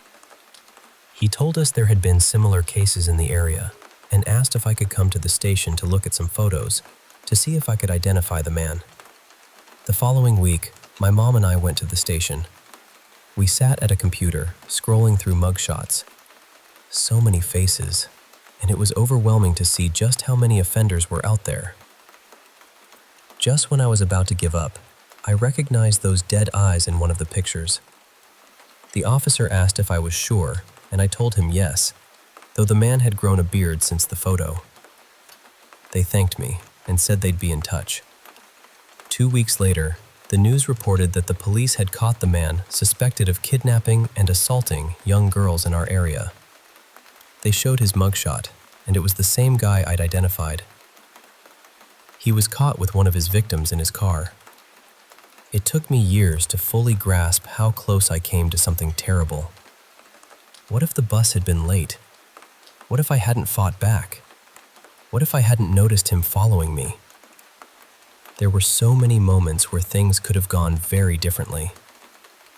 I feel incredibly fortunate, and I share this story because I hope it reminds you to trust your instincts and to fight for your safety, no matter what.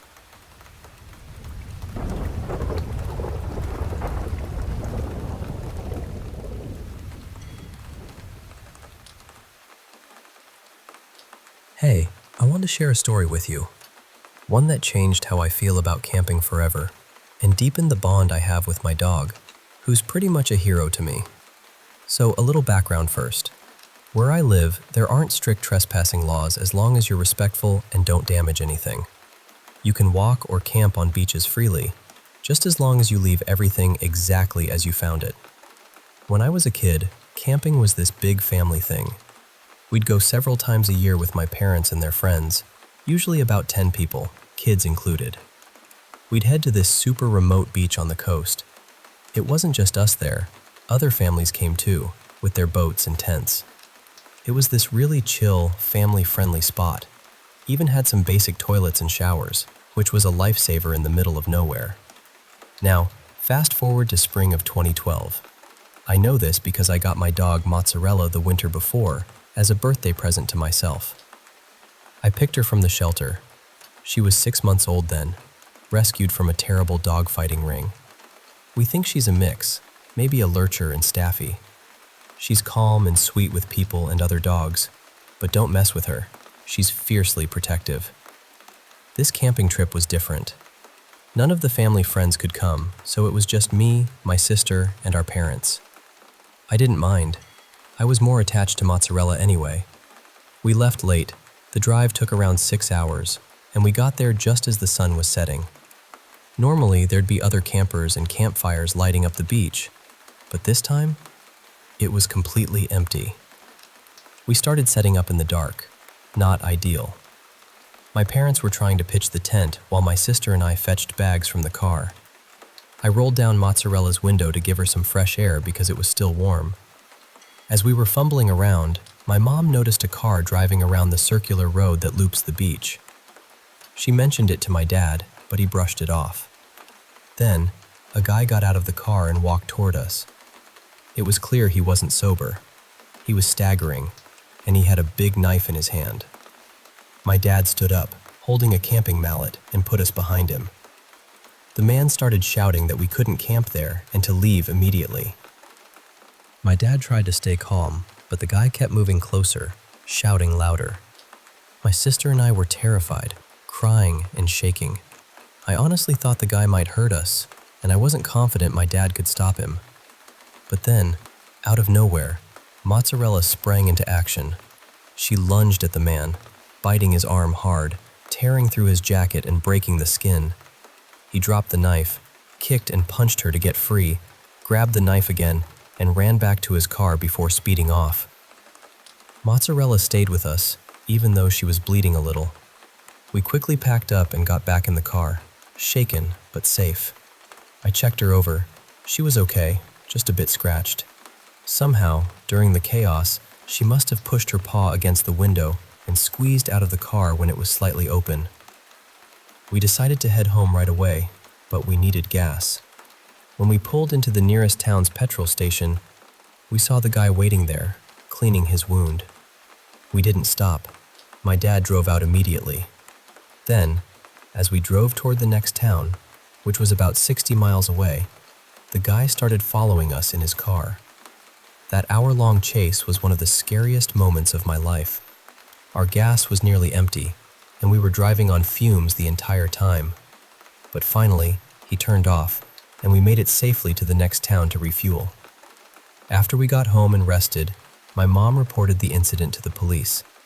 They never followed up, but apparently, the guy matched the description of someone wanted for a serious crime.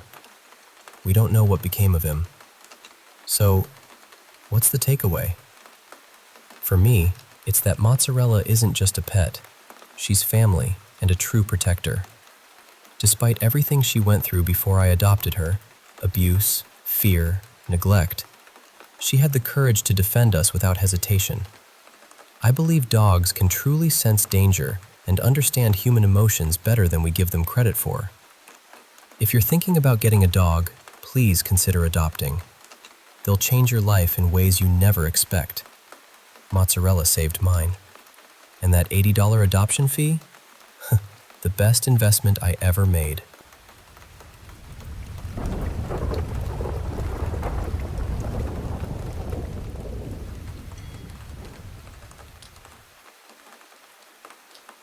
I've never told this story anywhere before, but every time I think about it, it still gives me that strange, cold feeling in my chest. It happened a few years ago when my father and his wife, Marla, took a trip to Rome with a small group of friends. I think there were 3 other couples with them, maybe 4. They rented this old historic villa just outside the busiest part of the city. Beautiful place, from what they told me. Stone walls, high ceilings, antique furniture, the kind of house that looks romantic in pictures but feels a little too quiet once the sun goes down. Now, before I get into what happened, I should probably say this. Marla and I didn't always have the easiest relationship. When I was younger, I honestly couldn't stand her. I always felt like she was watching me too closely, criticizing me, waiting for me to mess up. Maybe I was just a sensitive kid reading too much into things. Or maybe I was right. I don't really know anymore. These days, we're fine. Not exactly close, but peaceful.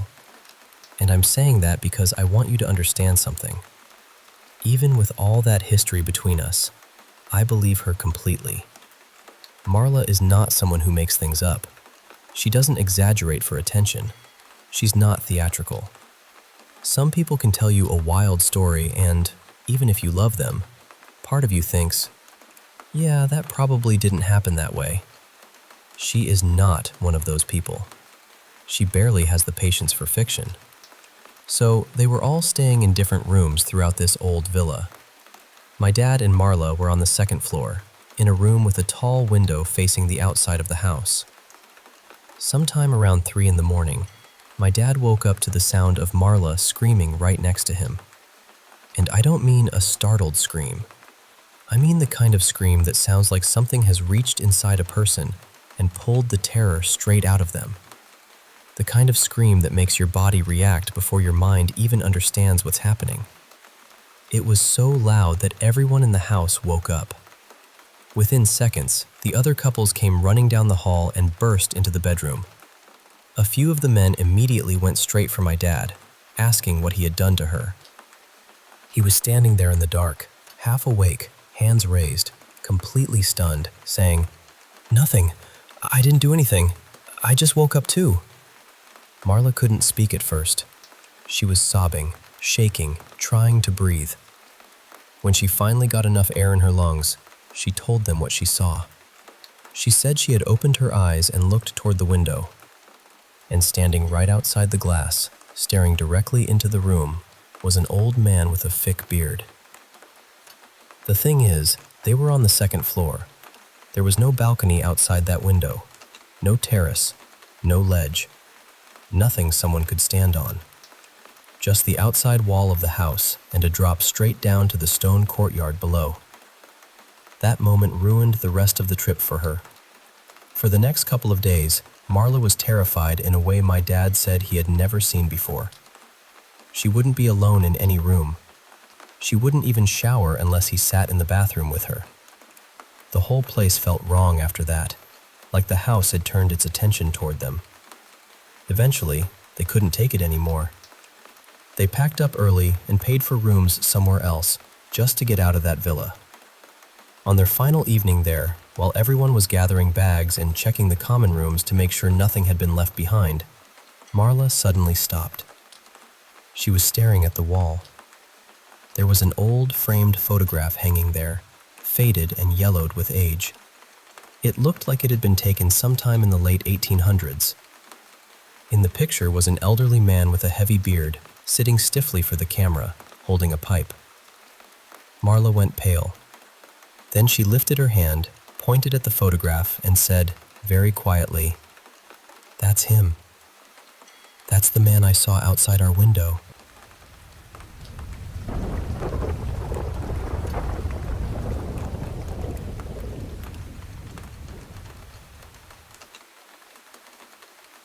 I was sitting in a parked car with a few friends one night, and we were just talking, passing time, telling ghost stories like people do when they're trying to scare each other a little.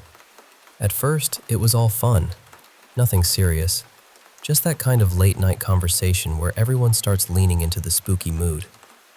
Then one of my friends, Mara, suddenly pointed at the driver's side window and said there was a handprint on it. Everyone got quiet for a second, because of course we were literally in the middle of talking about ghosts. But I didn't really react much. The print was on the outside of the car, and honestly, that didn't seem that strange to me. Someone could have walked by earlier and leaned on the glass. It happens. But then my friend sitting next to me in the back noticed another handprint on our window. And this one felt different.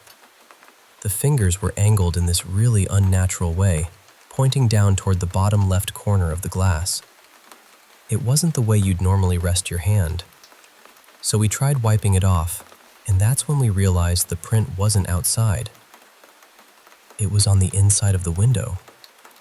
That was the first moment where I didn't really have a neat little explanation ready.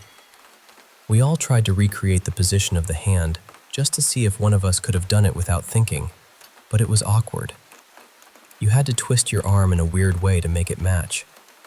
After that, we decided to leave and grab food somewhere, but the car we were in was low on gas. So we all moved into my car instead. By then, everyone was talking about the handprints, so before we drove off, we checked my car too. That's when we saw 7 fingertip marks pressed against the outside of the rear left window. Not a full handprint, just 7 fingertips. I remember thinking that was strange, but I still wasn't ready to call it anything supernatural. Weird, sure. Creepy, definitely.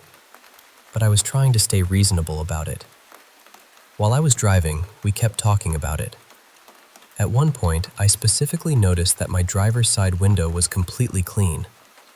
No smudges, no prints, nothing. When we got to the restaurant, I parked really close to another car, so I asked my friend Eli to open my door from the outside so I wouldn't accidentally bump or scratch the car beside us. Before he opened it, he even said, "I'm only touching the door." And he did. I watched him. When I got out, I was careful too. I didn't touch the window at all. I closed the door by the frame, and we started walking toward the restaurant. But something made me turn back. I don't even know why. I just wanted to check the windows again. And on my driver's side window, the same window that had been completely clean, there were 4 fingerprints sliding downward through the glass, like someone had dragged their fingers down it. The 7 fingertip marks on the other window were still there. They hadn't changed. But these new prints were on the window that nobody had touched. I know most people hearing this are probably going to think my friends were messing with me. And honestly, I get that. If someone told me this story, I'd probably think the same thing. But the thing is, they were more scared than I was for most of the night. They believe in supernatural stuff. I really don't. Or at least, I didn't. Lately, though, I've been second-guessing that, because strange things have been happening around me for the past few weeks. Out of all of it, this incident still bothers me the most, because it wasn't just me. 3 other people were there. They saw the same things I saw. I can almost convince myself that the first prints were probably human somehow. Maybe there's an explanation for the weird angle. Maybe there's an explanation for the 7 fingertips. But that last one? I have nothing. Both Eli and I were paying attention to what we touched. We were careful. We both knew that window had been clean. And between the moment I saw it clean and the moment I came back to check it, nobody touched it. I wish I had taken pictures. I even mentioned it when I saw the last set of prints, but for some reason none of us actually pulled out a phone. I still don't understand why. All I know is that something happened that night, and I still can't explain it.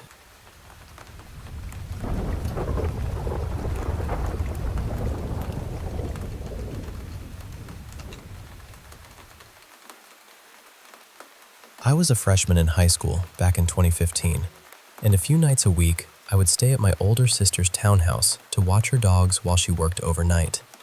She had 2 big pit bulls, but honestly, the job was simple. I fed them, played with them for a while, let them outside, and then put them in their kennels before bed so they wouldn't chew up the furniture while everyone was asleep. My sister usually worked until about 4 in the morning, so most nights I would just sleep there. My girlfriend at the time, Kayla, would sometimes come with me, and it usually felt pretty normal. Almost boring, really. That night started the same way.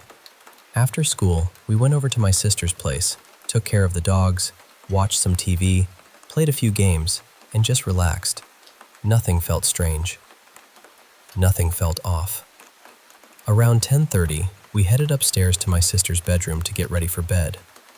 The bedroom door was closed because she always kept it shut to stop the cats from getting in. Kayla and I were sitting on the bed, both on our phones, not really talking much. Then, all at once, the bedroom door started shaking. And I don't mean a little rattle. It was violent, loud, like someone was standing on the other side, grabbing the handle and trying as hard as they could to force their way in. The door wasn't even locked, but in that moment, neither of us thought about that. We just reacted. We jumped off the bed and threw ourselves against the door, pressing our legs and shoulders into it, because we truly believed someone had broken into the house and was trying to get into the room. I remember my heart pounding so hard it felt like it was in my throat. Then the shaking stopped. Just like that. For a few seconds, we didn't move. We just stood there against the door, listening. I grabbed my sister's boyfriend's gun from the closet, locked the bedroom door, and pushed a dresser in front of it. Then I looked out the window and saw that the little patio gate downstairs was wide open. That scared me even more, because my first thought was, Someone came in through there. After a few minutes, I worked up the courage to check the house. I went room by room upstairs first, then slowly made my way downstairs. But there was nothing. The front door was locked. The alarm system was still armed, and it absolutely would have gone off if someone had opened a door or window. The dogs were calm in their kennels, which made no sense to me. If anyone had actually come inside, those dogs would have lost their minds barking. One of them could even break out of the kennel if she really wanted to. Everything looked completely normal. That was the worst part. There was no sign that anything had happened, except for the fact that both of us had seen and heard that door shaking like someone was trying to get in. My sister has always been very involved in spiritual things. She reads tarot, believes in spirits, and used to go to graveyards at night with one of her close friends. He said he could hear spirits, and she said she could sometimes see them. There was also this old standing mirror from our childhood home. My sister believed it was connected to a shadow figure I used to see when I was younger. That went on for almost 2 years, until she cleansed me and the house. After that, the experiences stopped. I honestly can't remember if that mirror was in the townhouse when this happened, but if it was, I already know my sister would say that was the reason. Maybe it was a person. Maybe there's some normal explanation I'll never figure out.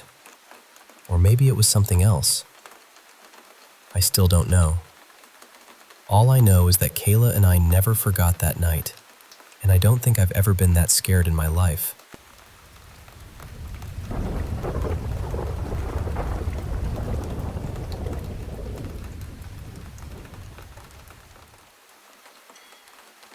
I share stories like this because sometimes the right words arrive exactly when someone needs them. And maybe someone hearing this right now is in a difficult place and needs the same reminder that came through for her. A woman came in for a deep session. I'll call her Alina, though that is not her real name. As she settled into trance, she moved into another lifetime. She saw herself as a medicine woman living near a wide, wild sea. She was gathering herbs and roots with her grandmother, learning the old ways of healing, tending to people, loving her family, and growing older inside a life that felt simple, sacred, and full. I'll only share the part that stayed with me most. Near the end of that life, she was lying in a narrow bed inside a small stone village.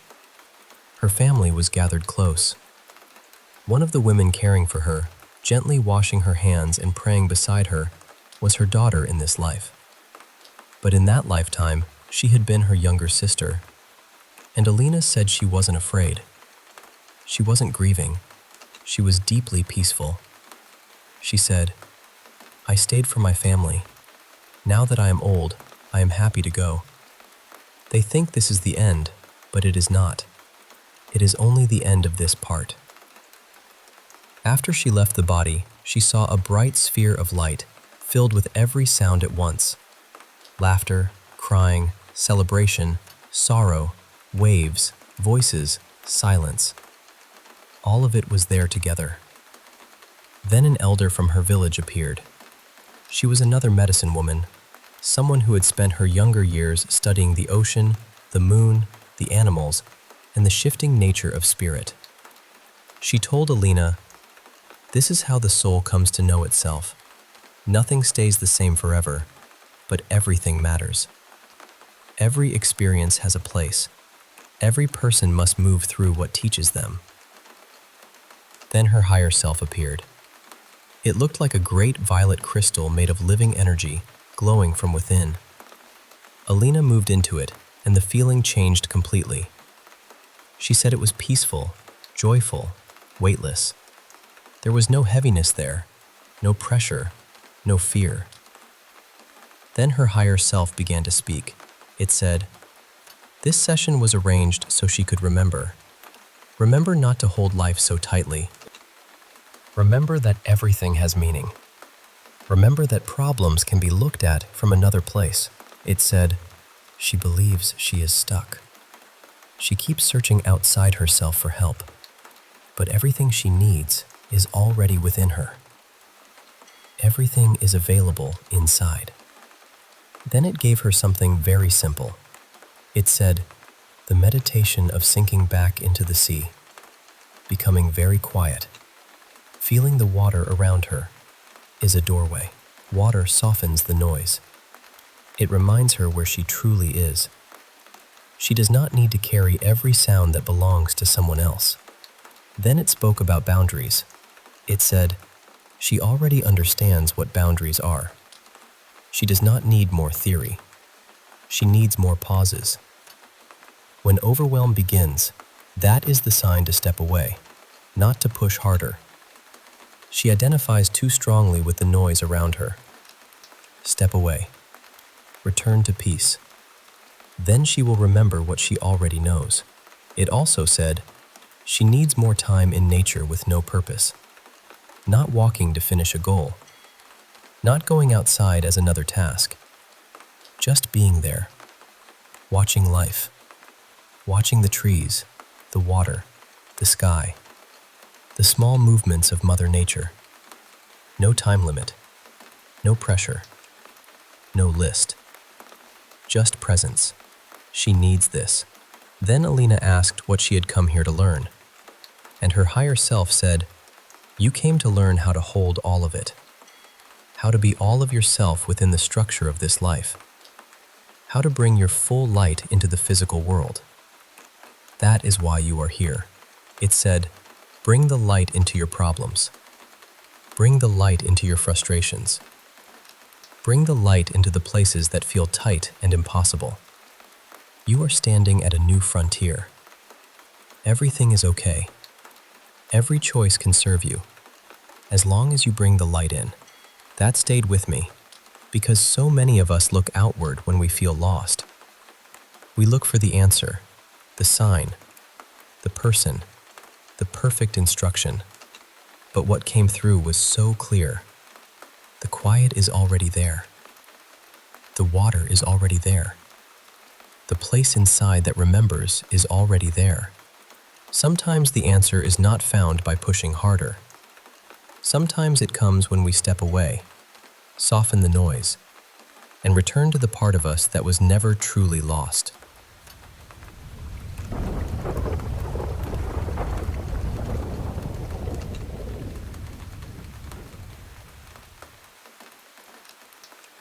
I was only about 5 years old when this happened, more than 30 years ago now, but I still remember it clearly. And it was not just something I dreamed up. Other people who were there have confirmed it many times over the years. I grew up in a small village in eastern Turkey, where almost every family kept cows. Back then, the routine was simple. Early in the morning, people would open their barn doors, and the cows would walk out together toward the meadows. The shepherd would guide them and keep watch over them during the day. Then, in the evening, just before sunset, the cows would come back on their own. Each one knew exactly which barn to return to. The owners would be waiting to milk them. But every now and then, one cow would not come back on time. Usually, it was nothing dramatic. A cow would wander off, stop somewhere, get distracted doing whatever cows do, and forget to follow the others home. When that happened, the owner would go looking, sometimes with a neighbor or someone from the family. One evening, our cow did not return. My mother asked me and my aunt Lena to go look for her. Lena was around 14 at the time, so I followed her. As we walked, we noticed other villagers were out searching too. More and more people joined, because that evening it was not just one missing cow. Several cows had not come back. Before long, there were maybe 20 or 30 of us walking together, adults and children. Some of the kids joined just because it felt like an adventure. A few miles from the village, there was a rocky hill with patches of grass. That was where the cows had been grazing earlier that day, so everyone headed in that direction. As we got closer, we saw smoke rising from the hill.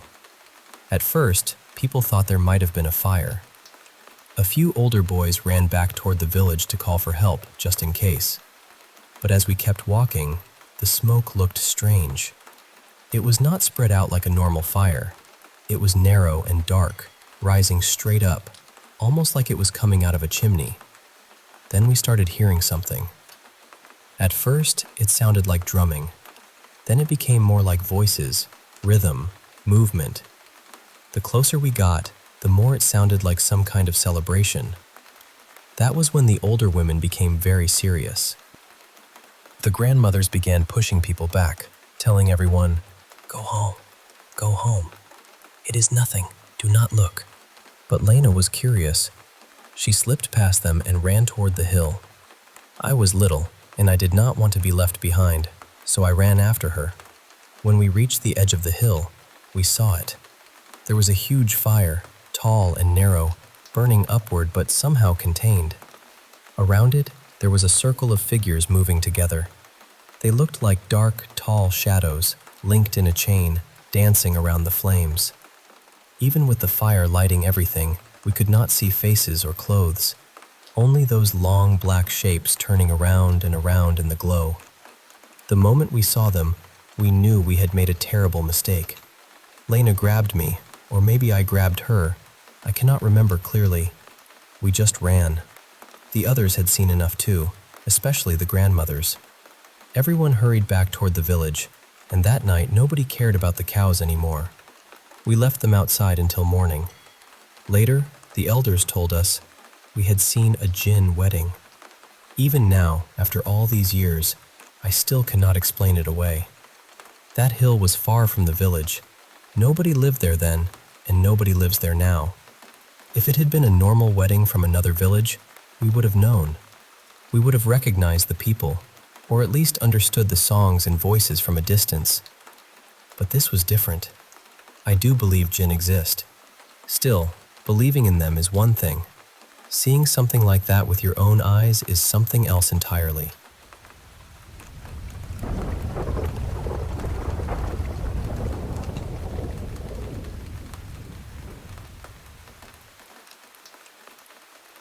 I didn't notice her in my grandfather's funeral photo until after my mother was buried. That's the part that still makes my hands go cold. It was late, maybe a little after midnight, and I was sitting alone at my kitchen table with an old photo album open in front of me. The tea beside me had gone completely cold. The house was quiet in that awful way a house gets after a funeral, when every small sound feels too loud, and every room seems to remember someone who isn't there anymore. My mother's funeral had been that afternoon at St. Andrew's. There were maybe 50 people there, family, old neighbors, a few friends from work. I remember the sky outside the church windows looked gray and flat, like wet cement. For most of the service, I was barely present. I stood when I was supposed to stand, sat when I was supposed to sit, nodded when people touched my arm and said kind things. Grief does that to you sometimes. It doesn't break you loudly. It just turns you into someone who can move through the day without really being inside it. Then, during the eulogy, I saw her. She was sitting in the very last pew, close to the side wall, with a whole empty row between her and everyone else. At first, I couldn't explain why she caught my attention. She was just wrong for the room. Not frightening exactly, not at first, but wrong in the way a mirror can feel wrong when something in the reflection doesn't match what's behind you. She had a pale face, not sickly pale, but faded, like color had never properly settled on her. Her dress was black, high at the neck, heavy-looking, and old-fashioned in a way that didn't feel intentional. It wasn't vintage. It wasn't elegant. It looked like it belonged to a time that had shut its doors long ago. And she wasn't looking at my mother's casket. She wasn't looking at the priest. She was looking straight at me. I looked away because I didn't know what else to do. Then I looked back.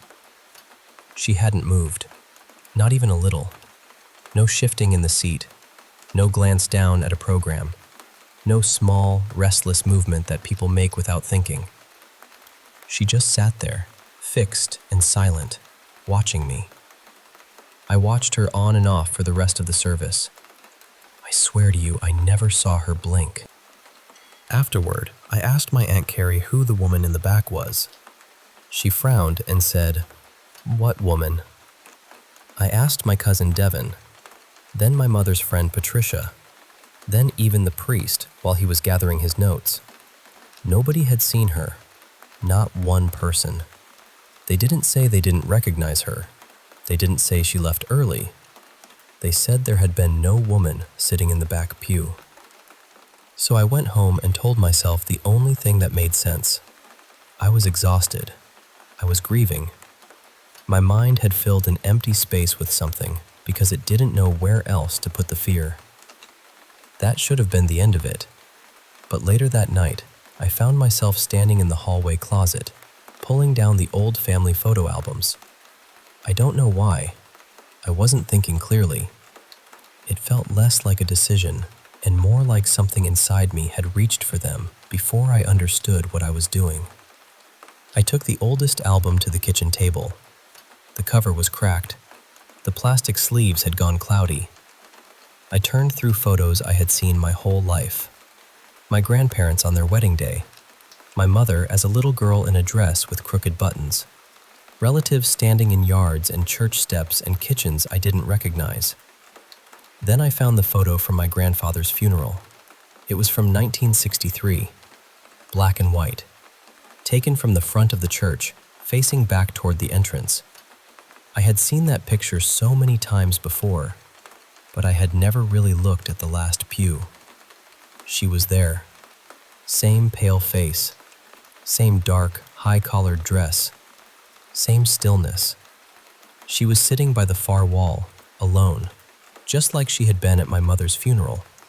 Only in that picture, she wasn't looking at the casket either. She was looking directly into the camera. I remember pushing the chair back from the table, not standing up, just needing space between me and the photo. After a while, I made myself look again. Behind one of the cloudy sleeves, tucked slightly out of place, was another funeral photograph. Older, maybe late 1930s or early 1940s. The church was smaller, darker. Everyone in the photo had that stiff, formal posture people used to have in old pictures. I found her almost immediately. Back row, far wall, unchanged. 30 years between the two pictures, and she looked exactly the same. That was when I noticed the child near the doorway. A little boy, maybe 8 years old, half hidden by the frame. He wasn't looking at the camera. He was looking toward the last pew, and he was pointing at her.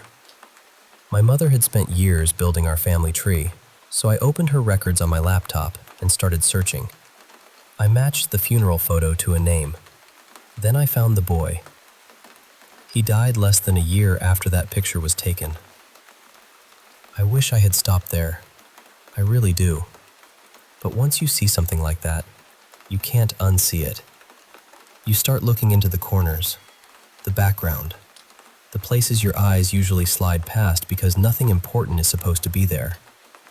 I went through every album. I found her in 5 more photographs. Different funerals, different decades, different churches. Always the same place.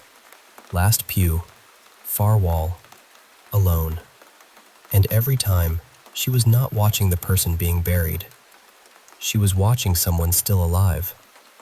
I laid the photos across the kitchen table in a line.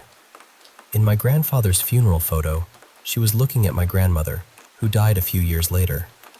In the older photo, she was looking toward the little boy, who died within the year. In the others, once I checked names and dates against my mother's notes, the pattern stayed the same. She was never watching the person who had just died. She was watching the next one. Or maybe not even the next one. The one after that. The person whose place in the line had just moved closer. I sat there for a long time, staring at those photos while the house seemed to get colder around me. Then I remembered the picture from that afternoon. My cousin Devin had taken it before the service started. He had stood near the front of the church and snapped a photo looking back across the pews. He sent it to me earlier, but I hadn't really looked at it. I opened it on my phone. Last pew. Far wall. There she was.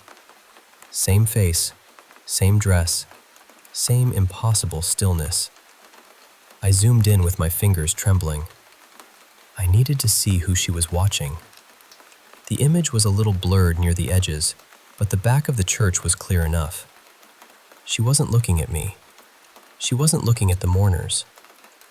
She was looking at the camera. She was looking at Devon. I called him right away.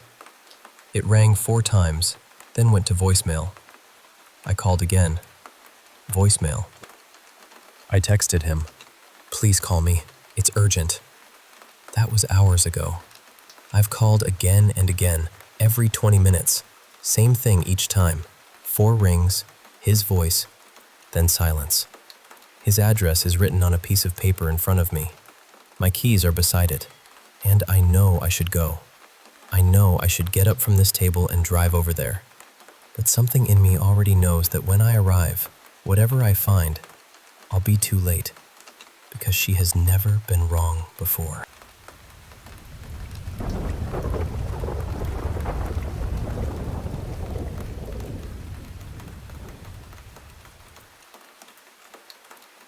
I've carried this story with me for most of my life, and honestly, I still don't know what to make of it. It happened a little over 40 years ago, during a summer holiday on the Adriatic coast. I think it was 1987. My family was staying at this seaside resort that belonged to the company where my father worked, so the whole place had a very friendly, familiar feeling. Everyone seemed to know someone. Families ate together, children ran around after dinner, and every evening there was some kind of entertainment for the guests.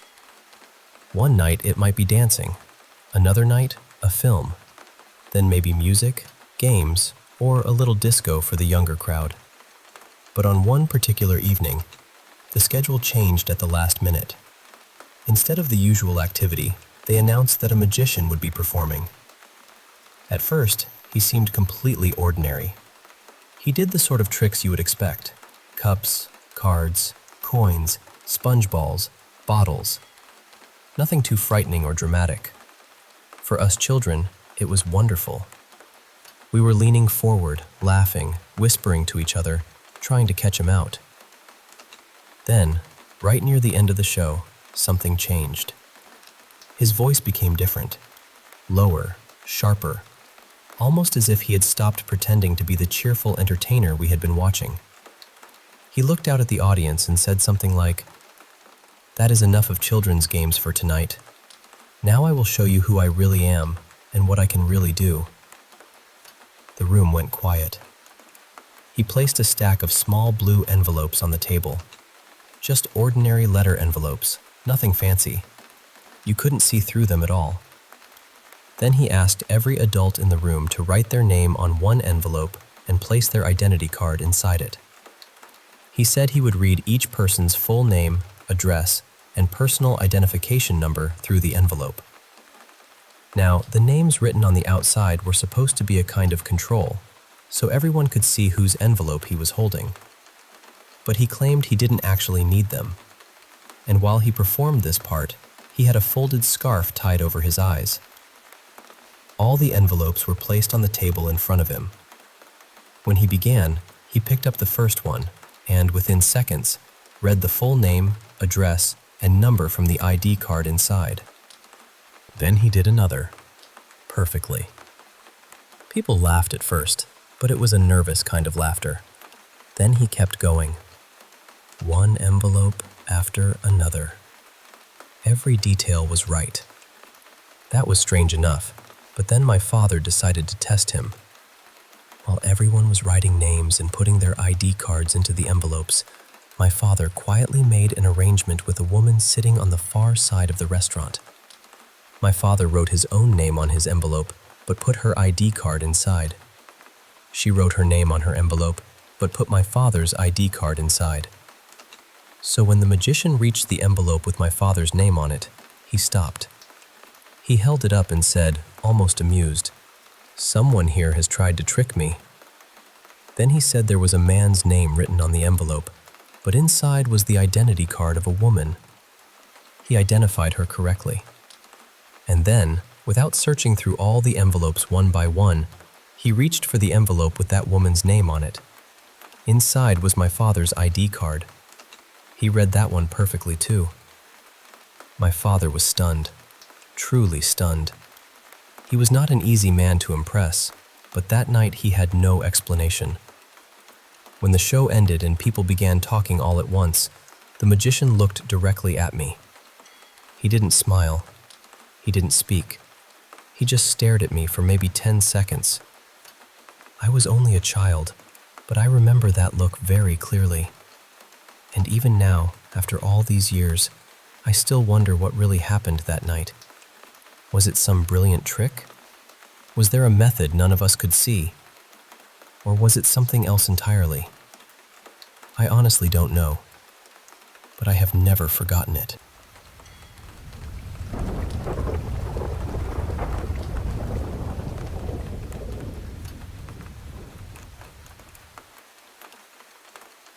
I moved into this place last spring, and at first, I thought I'd lucked out. It sits right beside a stretch of woods, the kind that looks peaceful during the day, but turns into something else once the light starts draining out of the sky. Pretty soon after moving in, though, strange things started happening. Me, my brother Callan, and his girlfriend heard voices more than once late at night when we were out by the parking area. Not clear conversations, just low murmurs, footsteps on gravel, that kind of thing. A few times, when I was walking through the woods with friends, I heard someone call my name from behind the trees. But when we looked around, there was nobody there. No hikers, no kids, no one hiding around. Just the trees and that heavy silence afterward. Recently, we found out there's an old tree deeper in the woods. People around here call it the witch elm. It's supposed to be a couple 100 years old, maybe older. I don't know why, but once I heard about it, I couldn't stop thinking about it. A few days ago, during that little heat wave we had, I decided to go find it by myself. I had nothing else going on, and curiosity got the better of me. To reach it, you have to go down these old steps into a lower part of the woods. The second I got near those steps, I had this horrible feeling that I was being watched. Not just nerves. It felt focused, like something had noticed me. Still, I kept going. When I finally reached the tree, I understood why people talked about it. It was huge and twisted, with these heavy branches stretching out like they were holding the air in place. Nothing dramatic happened at first, but the whole area felt wrong. Too still, too quiet. I stayed for maybe 5 minutes, then decided I'd had enough. After that, I walked farther along the path and sat on a fallen log while I waited for Callan to finish work. He said he'd come meet me and check the tree out too. While I was sitting there, talking to him on the phone, I suddenly heard this deep, aggressive growl behind me. I turned around straight away, but there was nothing there. The path runs near the back fences of some houses, so I tried to convince myself it was probably a dog in someone's garden. That was the sensible explanation, and I really wanted a sensible explanation. About 40 minutes later, Callan arrived. We went down to the witch elm together, and weirdly, everything felt fine that time. No growling, no pressure, nothing. We were waiting for his girlfriend to join us, but we ended up heading home first because we had a few errands to run. Later, around 8 p.m., we went back. The sun was setting by then, and the woods had that dim, gray-blue look where every shadow seems a little too thick. We parked and started walking toward the tree again. Halfway down the path, we heard screaming somewhere off in the woods. I know that sounds insane, but strange screaming isn't completely unusual there. Still, it put all three of us on edge. When we reached the tree, the whole atmosphere had changed. It felt awful. The same watched feeling came back, only stronger. I wanted to walk closer to the tree, but something in my head was telling me not to. Not a voice exactly, more like a hard warning. So I stayed where I was. Then Callan's girlfriend went quiet and said she'd just heard growling.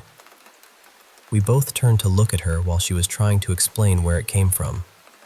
And then, something huge started charging through the long grass toward us. We couldn't see what it was, but we could hear it moving. Fast. Too fast. It didn't sound like a fox, or a deer, or a person. It sounded heavy, frantic, and directly aimed at us. So we ran. There was no discussion, no brave investigating. We just bolted back up the path. The whole way back, all three of us had the same feeling. Something was following us. Not just behind us in the woods, but keeping pace. When we finally got to Callan's car, his girlfriend got in the passenger seat, he drove, and I sat alone in the back. Except I didn't feel alone. The entire ride back, it felt like someone was sitting beside me. I kept glancing over, and of course there was nothing there. But the space next to me felt occupied. Heavy. Close. When we got back to the house and pulled over, I didn't say anything at first because I thought I'd sound ridiculous. Then Callan and his girlfriend both said they'd felt it too. They said it felt like something else had gotten into the car with us. I still don't know what followed us out of those woods that night. I don't know if it was tied to that old tree, or if we just walked into the wrong place at the wrong time. But I know what I heard, and I know what I felt. And whatever it was, it didn't feel like it wanted us there.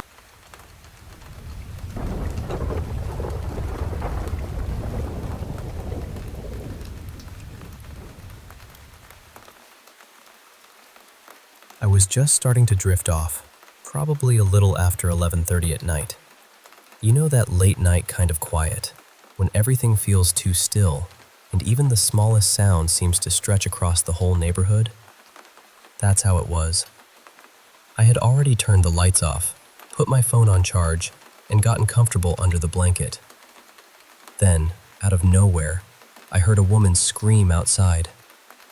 At first, I honestly thought it might have been a couple arguing somewhere down the road. I stayed still and listened, hoping it would just fade away. But then she screamed again, and this time it was louder, sharper. It sounded like she was terrified, like she was hurt badly, and like she needed someone right then.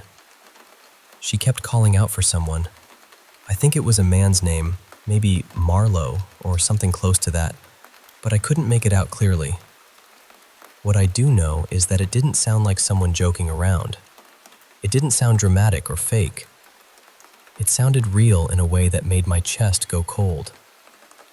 For a few seconds, I just froze in bed. I couldn't tell where it was coming from because the sound was bouncing around strangely, almost like it was coming from every direction at once. Then I heard her sobbing, begging for help, and after that there were these awful choking sounds. Wet, strained sounds. I hate even describing it, but that was the moment my stomach dropped. And then it stopped. Not gradually, not like someone walked away or went quiet. It just cut off completely. I grabbed my phone and went to the window. I looked outside, but all I could see was the dark stretch near the concrete wall beside the neighboring property. That's what made it even stranger, because there isn't really anywhere for someone to be over there. Behind that wall is just a wide, empty field, and it goes on for a long way. There are a few houses far off, but nothing close enough for the screams to have sounded that clear. No cars passed. No lights came on. No doors opened. Nobody yelled back. It felt like I was the only person in the entire street who had heard it. I stood there staring into the dark, waiting for some sign of movement. Footsteps, voices, anything. But there was nothing. The silence after the screaming felt worse than the screaming itself. It had this heavy, wrong feeling, like the whole area was holding its breath. I even stepped outside for a moment, but I didn't go far. I was too scared to walk toward the wall alone. The street was completely empty, and the field was just this black shape beyond everything, sitting there like it knew something I didn't. So I texted the man who lives next door. His name is Darren, and I asked him if he had heard anything outside. He replied almost right away, confused, asking what I meant. When I told him about the woman screaming near the wall, he said that didn't make sense at all. He said there shouldn't have been anyone there because there's literally nothing in that direction except the field. He checked from his side too. Nothing. No person. No movement. No explanation. That's when I started to feel really unsettled. I kept replaying the sound in my head. Her voice was too clear, too scared, too human. I can't just convince myself I imagined it because I know what I heard. But at the same time, none of it fits. I've lived here for years, and I've never heard anything like that before. Not even close. Now I'm sitting in my room with every light on, still looking out the window every few minutes. I keep expecting to see someone standing by the wall or walking slowly through the field, but there's nothing there. Just darkness and that awful quiet. Maybe there's some normal explanation. Maybe sound carried from somewhere far away in a weird way. Maybe I'm overthinking it. But I'll be honest with you. It didn't feel normal. It felt like something terrible happened right outside my house, and then the night swallowed it whole.